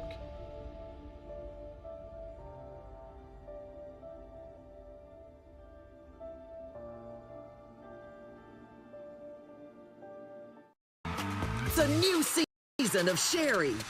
Having a good time has always been my #1 goal. It's the best time in daytime.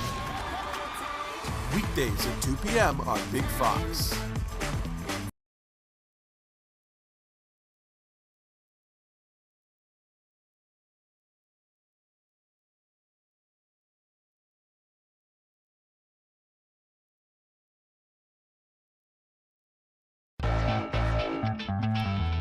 The Frankly Speaking Roof Cam, brought to you by Boss Security and Horseheads. Contact them today for all your business and home security needs. Welcome back to Frankly Speaking here on WYDC TV Big Fox. I'm your host, Frank Agam. We are broadcasting from the Hasselson Studio. And returning to the Hasselson Studio, we have Debbie Shannon. Thanks so much for being on the program. Thank you. All right, I've got to do my disclaimer. You are running for Steuben County Legislature in District 12, which is Irwin. I am a resident of Irwin. I serve on the Irwin Town Board. I just do that as a disclaimer, so any questions I ask are fair and above board, and I ask both candidates the same questions, and the primary candidates essentially the same questions. Okay. Got that out of the way. All right. So, well, let's start have a little fun, because last time you were on wasn't that long ago, but how's the campaign been going?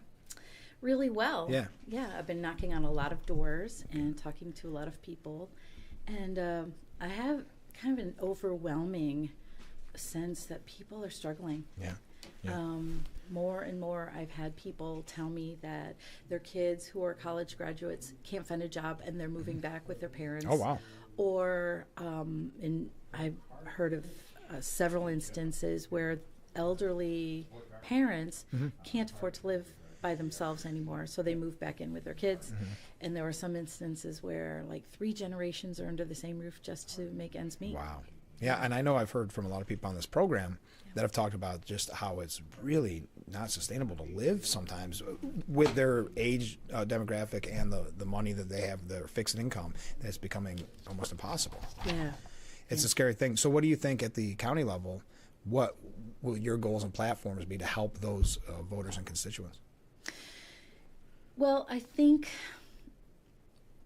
look, I'm a common sense candidate who Right. believes that there's a solution to every problem, and that I am hired to work for you. It doesn't have anything to do with personalities Sure. or whatever.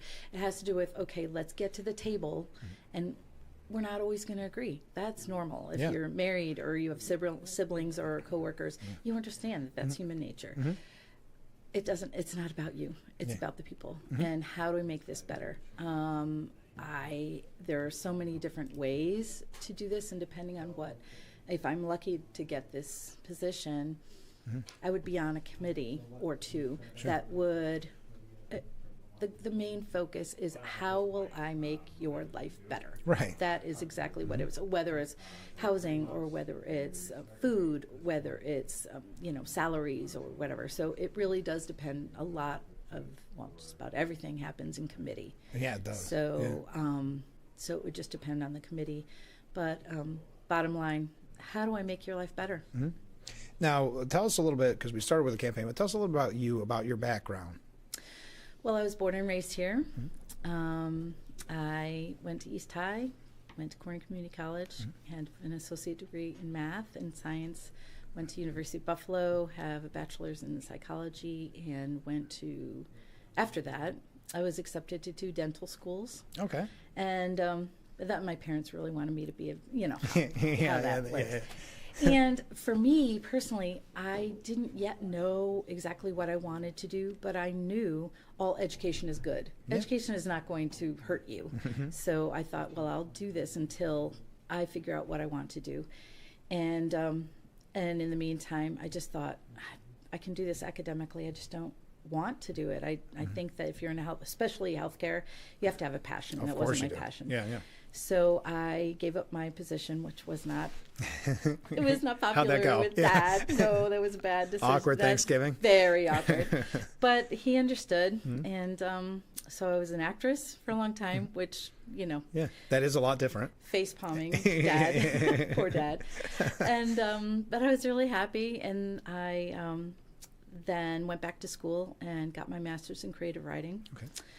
For 10 years, I lived in Manhattan working at a $4 billion hedge fund. Oof. So I'm very familiar with the finance sector. Sure. And I was the president of an organization that helped women who are fleeing domestic violence get on their feet. Okay. So my dad and my grandfather specifically were very much into community service. And they taught my sister and me, this is what you got to do. You see something, do something, and be useful. So this kind of answered my next question of why run, right?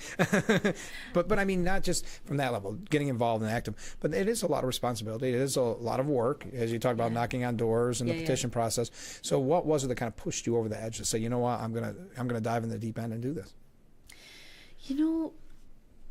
What really got me was the divisiveness, I think. We're neighbors. And again, let Washington worry about Washington. But here at this level, we all want the same thing. We want safe streets. We want schools. We want our kids to be safe. We want, all the same things. And I was seeing people across the board, both sides, that looked upon the other as the enemy. Sure. You get nowhere doing that. Right, you spin your wheels. And I was asked to consider doing this, and I thought, I know that I could make a difference. And so that's why I jumped in. Have there been, because it was new to you, campaigning and the whole process, has there been surprises?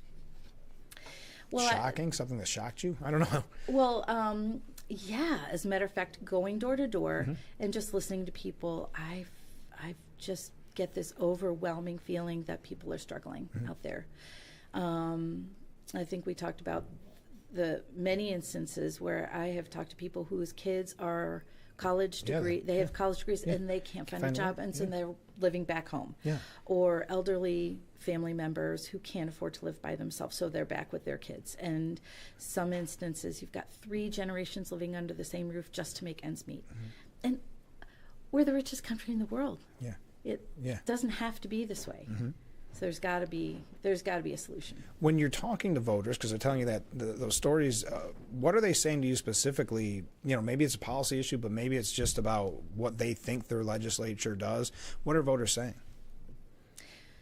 Well, I don't know if they know what we do. Yeah, that's fair. Quite honestly, that's I don't 100% think that they fair. do. I think that's kind of this nebulous thing where we put you in this office. Help us, right? And they just don't know. That's a fair point. point. And I think a lot of times it comes down to cost of living, and they really don't care. They just want to help me. I'm suffering and I need help, and that could be in any number of ways. Whether it's housing, whether it's cost of living, whether it's food insecurity, insurance. They don't know. I know that Hochul is pushing Congress to get back to work and to pass the insurance, the ACA tax subsidies.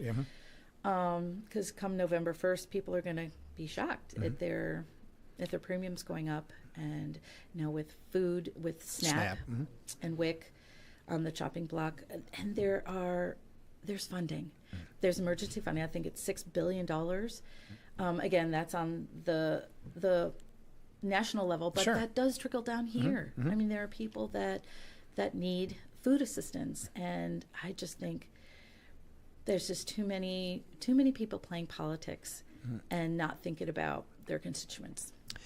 So what's it look like? Obviously, you've been putting in a lot of work in this campaign, and here it's winding down, just a few days left. Early voting, technically voting is going on now, right? So early voting is going on now. People can vote on November 4th.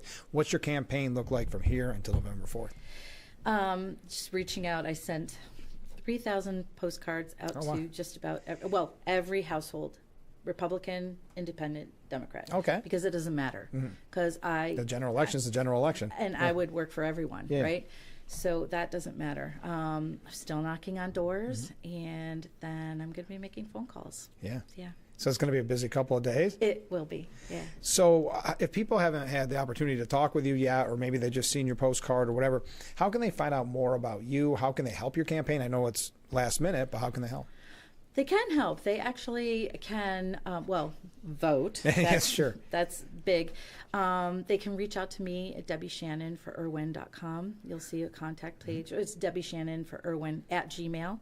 I've actually had a lot of people say, I got your postcard, and I want to ask you this question, blah, blah, blah. That's and great. One of the questions, interestingly, was, what do you do for a living? I don't know what you do. And just to let you know, I work for myself. I'm a writer. I have 4 books published. We had you before over it. Yeah. Right? Yes. Yeah. And before you got into politics, did you know? Fast forward. Here we be today. Exactly. And I'm halfway through writing my 5th book. Great. A thriller. Yeah. And because I'm not beholden to a boss, I can work 100%. I can dedicate 100% of my time to working for the people. That's great. Yeah. And isn't that nice when you hear from people? Because sometimes you want to hear from people, right? I do. I'm really excited. I know. So it's kind of nice. You know, some people, love it. Some people don't, you know, they feel embarrassed or something to ask questions. I know that speaking from just personal experience, I want to talk about the issues of the day. Yeah. Right? Or I want to have people feel comfortable. Of course. That, you know, I am approachable and I will absolutely answer every single email and honestly. And I am excited when I get the emails. Well, and you mentioned you would tell people to go out and vote. How this has been a topic we've had with everybody. How are you going to get people to go out and vote in a local year like this? I do think there's some passion out there, but it's still local. I don't know. You know, it's still a local race. And in your instance, we have what? So voting for legislature, Supreme Court, and town council, I think, is what's on the ballot. And I might be forgetting something, but that's corner, I think, is on there too. So Right. a lot of people struggle to get out to vote for the president, for heaven's sake. So how do you convince people to get out and vote? That's nothing new. Yeah, I know, sadly. Well, I'm going to be making phone calls. Yeah. All day long. from very, well, not so early in the morning. I don't want to. Don't want to have someone switch their vote. I don't want to be that fly at the picnic, right? Yeah, right. But I'm just going to be reminding them. And there's nothing else you can do. You got to, up until last minute. If you did everything, that's all you can do, right? That's it. That's all. I think it will come down to voter turnout. Yep, 100%. And what that turnout will look like, we don't know. I Time know. will tell. There's no polling out at this level. Exactly. All right, before we go, the big question, what do you say to voters before they either early vote or head to the booth on November 4th? I just want to let them know I hear you. I know that you're struggling. So many people out there are struggling. And something's got to give. And there has to be a change. And I am a common sense candidate that will look for solutions to help you. I will work very hard to make your life better. I will attend every legislative meeting, and most important, I will listen to you and your concerns. Please vote for me, Debbie Shannon, for County Legislature on November 4th, next Tuesday, for a change, for a new way forward. Thank you. Well, Debbie, thank you so much for being on the program again. Best of luck on November 4th, and maybe we'll talk again soon. Thanks so much, Frank. All right, we'll be right back with Frankly Speaking. Stay with us.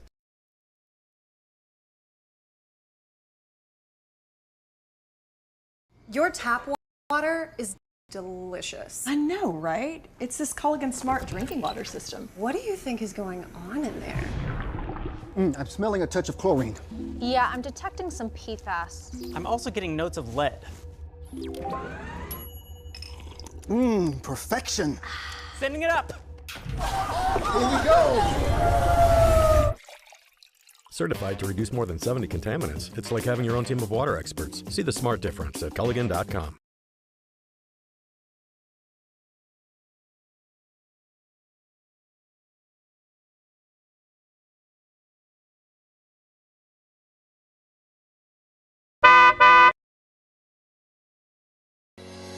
Lease a brand new 2025 Subaru Impreza Base all-wheel drive featuring alloy wheels and remote start for only $209 a month for 36 months. Make car buying simple. Drive your deal at Simmons Rockwell Subaru in Big Flats. Having a safe safe home is essential to many aspects of our lives, from a sense of community and safety, to physical and mental health, to economic security and independence. Most homes in our communities are not accessible and are not designed to accommodate the changes that come with age, including the risk of falling.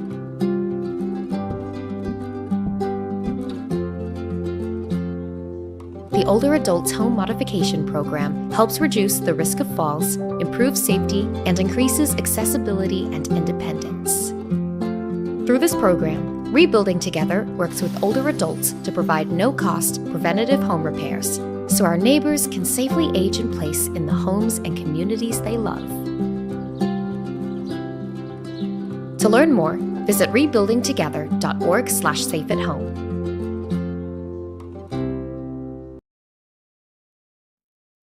Frankly Speaking Roof Cam, brought to you by Boss Security in Horseheads. Contact them today for all your business and home security needs. We are back, broadcasting live from the Hesselson studio here on Market Street in Corning. Let's go through some viewer comments. Just was contemplating the plethora of unusual last names that I had never heard of before that now seem to be all over the place. And the name Lee popped up, though it is not an uncommon name. Anyway, Lee, wasn't that the name of the Chinese woman who was a spy in the New York State government? Alleged. I'm sorry, I got to say that. My question is, has she been indicted yet for treason, deported, etc.? Any news? There's not a lot of news. We reported on it probably a month ago now. They did not throw out, they wanted to dismiss the corruption charges against her because there's also an issue there with PPE. You remember that during COVID? An $8 million PPE scheme. That was not dismissed. Also, she faced fresh corruption charges. That wasn't the last time we gave you an update. But she is accused of steering contracts to Chinese companies, et cetera, et cetera. So it's all in the legal process right now. It has not in any way, shape, or form been dropped. So I want to make that clear. But there are no real arrests. There are no real updates. The last was just from 3 weeks ago. It says here that the corruption charges were not dismissed. But yes, that was an aide. If you're not familiar, that was an aide to Governor Hochul, a very important aide, as a matter of fact, very high ranking, and also to former Governor Cuomo, and being charged with essentially being a foreign agent and not declaring it. Okay, but thank you for that. Comment from a different viewer. Yes, we brought this story to the viewers earlier in the week, but I appreciate your comment. A viewer writes in, this is how Democrats made it through 24-hour speeches all the time. And that is the breaking news that happened earlier in the week that the Massachusetts governor, Maura Healey's top aide, was busted trafficking cocaine into the state office building. So thank you for that. Yes, we did mention that earlier in the week.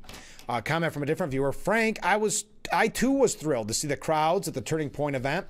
I think so many young conservatives have been silenced in schools and intimidated, and I think they found strength and hope, and those gifts are priceless. I totally agree. I was also very impressed by JD, and he didn't cave to a sensitive question.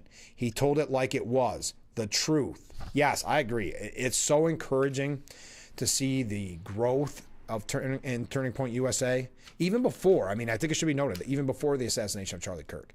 But this growth, really, the young conservatives helped put Trump over the line. It is no longer, like I've always said, it's more rock and roll. It's cooler to be conservative in today's climate. Now the media and academia will tell you differently. But these young people are starting to find a voice for themselves. And that's the truth. Thank you. Comment from Mark. He says the Democrats claim that the shutdown is harming people. True. But the real reason they are fighting for Obamacare is for their pharmaceutical kickbacks. They will lose money if Obamacare runs out. Thank you, Mark. And finally, a comment from a viewer. Fridays without Climate Fact Friday Bob will take some getting used to. But it's nice to know that he'll still be out there in the world and not afraid to leave his carbon footprint. How beautiful, how poetic. Thank you for that. All right, Fox News poll, Mamdani's lead, Mamdani's, I'm trying to say it better, his lead, because I got to get used to it for the next 4 years as he's mayor. No, it's not over. Mamdani's lead narrows in New York City's mayoral race. Mamdani has a 16-point lead, according to Fox News. 47% back him, while 15% favor Curtis Sliwa, and 31% go for Andrew Cuomo. Now, according to the Daily Mail out of the United Kingdom and a new poll, New Yorkers predict the city will become a cesspool of violence, vacant stores, and anti-Semitism under Mamdani in a disturbing new poll. But they're still probably going to give him a landslide victory anyway, according to the Daily Mail out of the UK. Many residents of the Big Apple believe their home is about to spiral into a dystopian nightmare of crime and violence, boarded up storefronts, and anti-Semitic hate if Zohran Mamdani becomes mayor. He has a 15-point lead over his nearest rival. The polls show that many New Yorkers who do not support Mamdani are convinced that he is going to destroy America's biggest metropolis and crater its economy, sending shockwaves across the rest of the country. They think it would mark a return to the urban decay of the 80s, when the city was blighted by poverty, rampant crime, crumbling infrastructure, and abandoned buildings. Even among Mamdani's own supporters, more think he will make anti-Semitism in New York worse rather than better. Asked for one word to describe what the Big Apple would be like after 4 years of his left-wing policies, the most common response from non-Mamdani voters was disaster.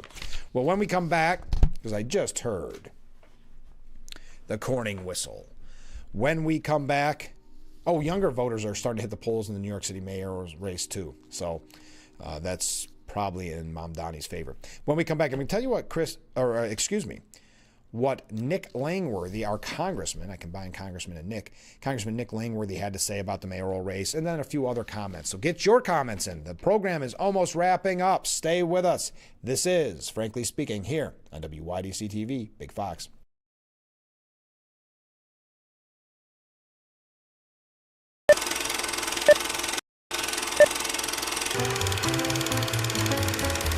Want to read about ancient wonders? Go to your local library today. But this isn't your father's library. It's the home of creativity. Release your inner audio engineer or face off a dragon in the D&D Club. Make your clothing ideas come together with our sewing machine riddles. Create with the 3D printer or come to the library event nights to chat with those within your community. All with your library card. Go to getyourlibrarycard.com today. This is a Sue the Collector Consumer Alert. Hi, my name is Jared Johnson with SueTheCollector.com. Did you know that repossessions are on the rise in America? If your car, truck, or motorcycle has been repossessed by an agent that broke a lock, assaulted you, or trespassed on your private property, you have rights. Call us for a free case review at 1-877-BAD-REPO. You pay nothing unless we win money for you. Call me now.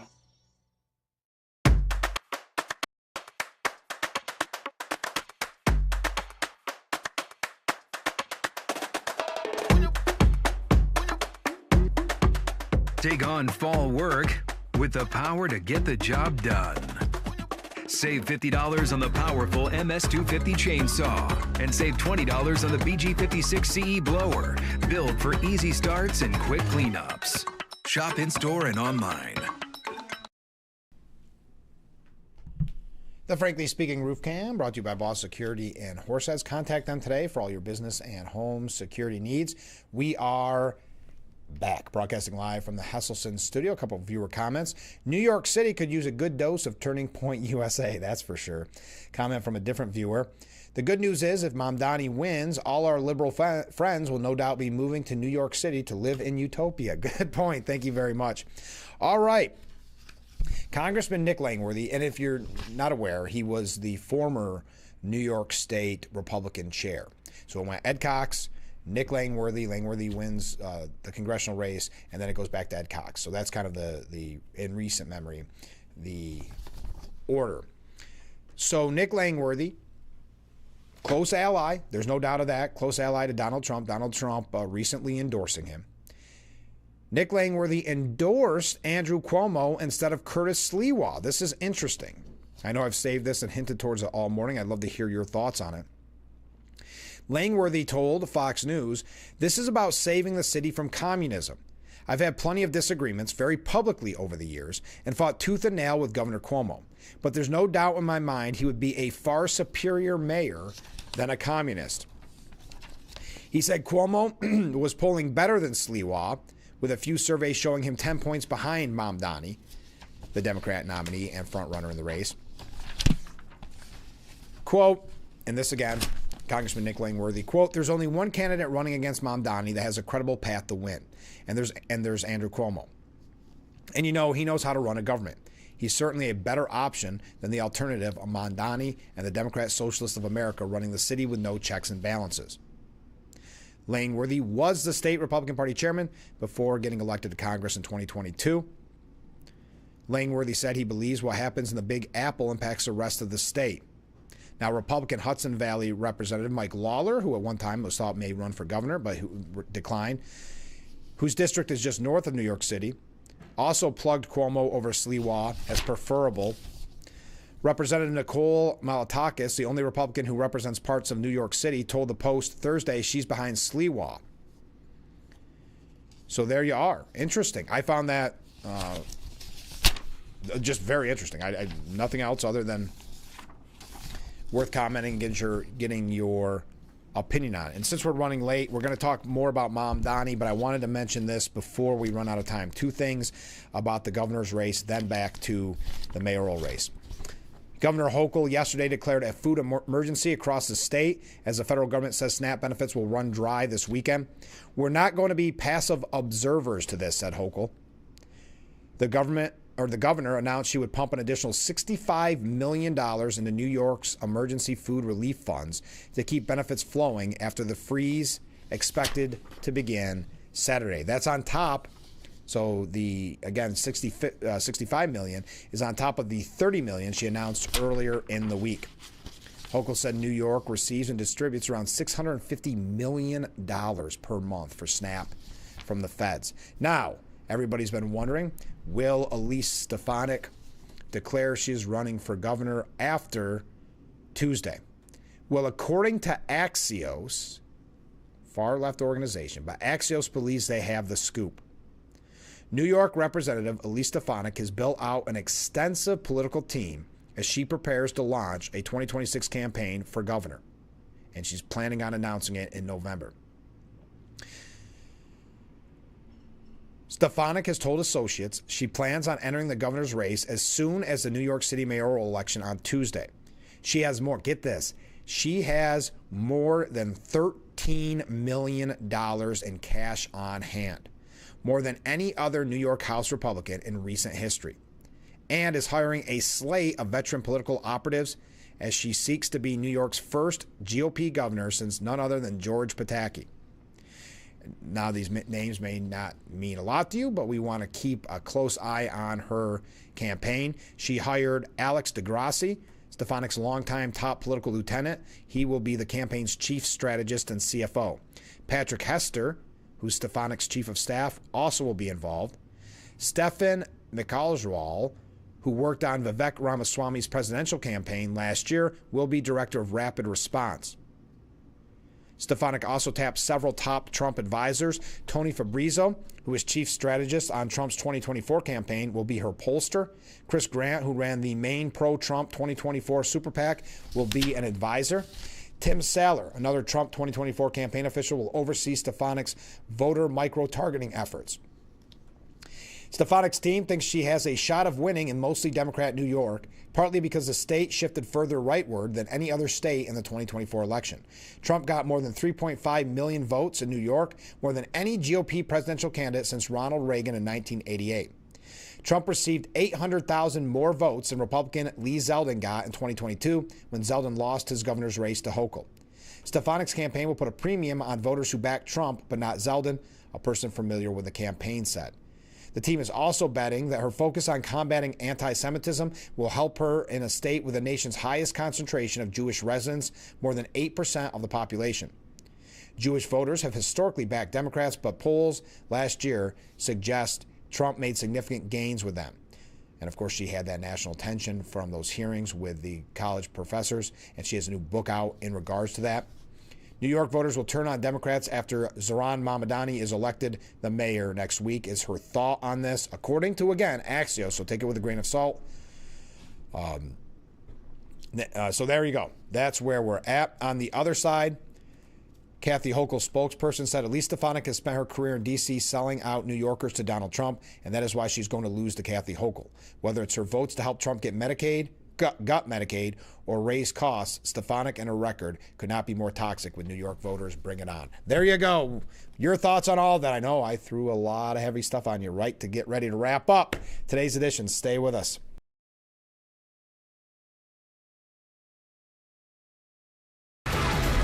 Shopping Ollie's First means saving up to 70% off fancy store prices every day.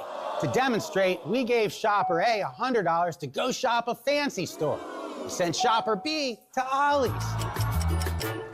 As they say, the proof is in the cart. Nobody says that. And yet, I just did. The brands you know and trust, all up to 70% off. Ollie's! Good stuff, cheap! You can just keep watching and scrolling, and the world will still feel like it's falling apart. Widespread misogyny. Highest hospitalization.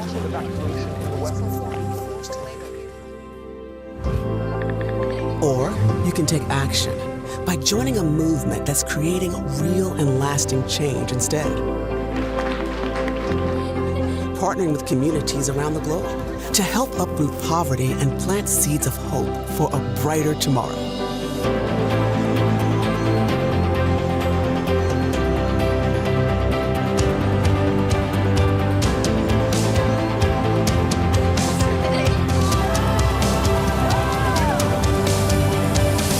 Because at World Vision, we believe that no situation is hopeless. Join a movement that's changing the world for good. The Frankly Speaking Roof Cam, brought to you by Boss Security and Horseheads. Contact them today for all your business and home security needs. We are back, broadcasting live from the Hesselson studio here on Market Street in Corning. Let's wrap up today's edition with some viewer comments. I like Langworthy, this viewer says, but I like him a little less for endorsing Cuomo and not Sliwa. Is he trying to be the leftist press darling? I don't think he's trying to be that at all. I think he's looking at it as he really does not want, and I understand it, Mamdani and the implications that will have on not just New York City, but also in his district, our district, 23rd, and in the state in general. So I think it's being more pragmatic. I understand, though. I understand why you would want him to endorse Sliwa. So don't get me wrong on that. I'm just giving you what my perspective of perhaps the thinking behind it is. Coming from a different viewer, I'm a supporter of Nick Langworthy. However, to endorse Cuomo is really disheartening to me. As I've said numerous times, there's no way that man, Cuomo, should serve in office ever again. Not ever. Thank you very much. And with a very upset emoji. I appreciate that. Thank you. And Ilhan Omar has called out Senator Schumer for not endorsing Mamdani in the mayoral race and mocked the anti-Semitism concerns. Now, this is on CNN. She said, asked about why Schumer hasn't endorsed Mamdani. She said, I really don't know. It makes no sense. We as Democrats have always believed that in an election, we support our party's nominee. Schumer has pressured other Democrats to do just that, and he should be following his own advice. Well, why doesn't he follow his own advice about government shutdowns and being against government shutdowns now? Schumer changes any way the wind suits him. And asked about if religion plays a role, Omar replied, well, the tsunami of the anti-Muslim attacks that we're seeing is deeply concerning. And I would hope that the Democrat leader in the Senate would recognize that and would offer support not just to Mamdani, but the millions of Muslims who live in New York City and the millions who live in New York and in America. All right. Upset? Well, that does it for us on this morning's edition of Frankly Speaking. I know there's going to be other things I forgot to mention because we had so much to get to. But we got to let it go. Thank you to our guest, Chris Melpis, for being in the 6 o'clock hour. Thank you to Debbie Shannon, who was on in the 7 o'clock hour. If you've missed any of our candidate interviews, they will be up on our YouTube page or on WYDCTV.com. So you're the most informed before you head into the voting booth, whether that's early voting, which is going on now, or whether you wait until Tuesday for general election day. Last couple comments. I see little difference between Cuomo and Mamdani. He made it clear he thinks about conservatives and asks us to leave the state for one. Yes, Cuomo did do that. He asked us to leave the state. Trump received a crown from South Korea. The world loves Trump. Thank you very much. Yeah, we brought that up earlier in the week. That does it for me. Have a fun, safe Halloween. feel free to send in the costumes. I'd love to see them to the number on the bottom of the screen. And then have a fun, safe weekend. And don't forget to change your clocks. And we'll be back Monday morning starting at 6 a.m. But make sure you change your clocks so you don't miss even a moment of Frankly Speaking on Monday. I look forward to it already. Have fun.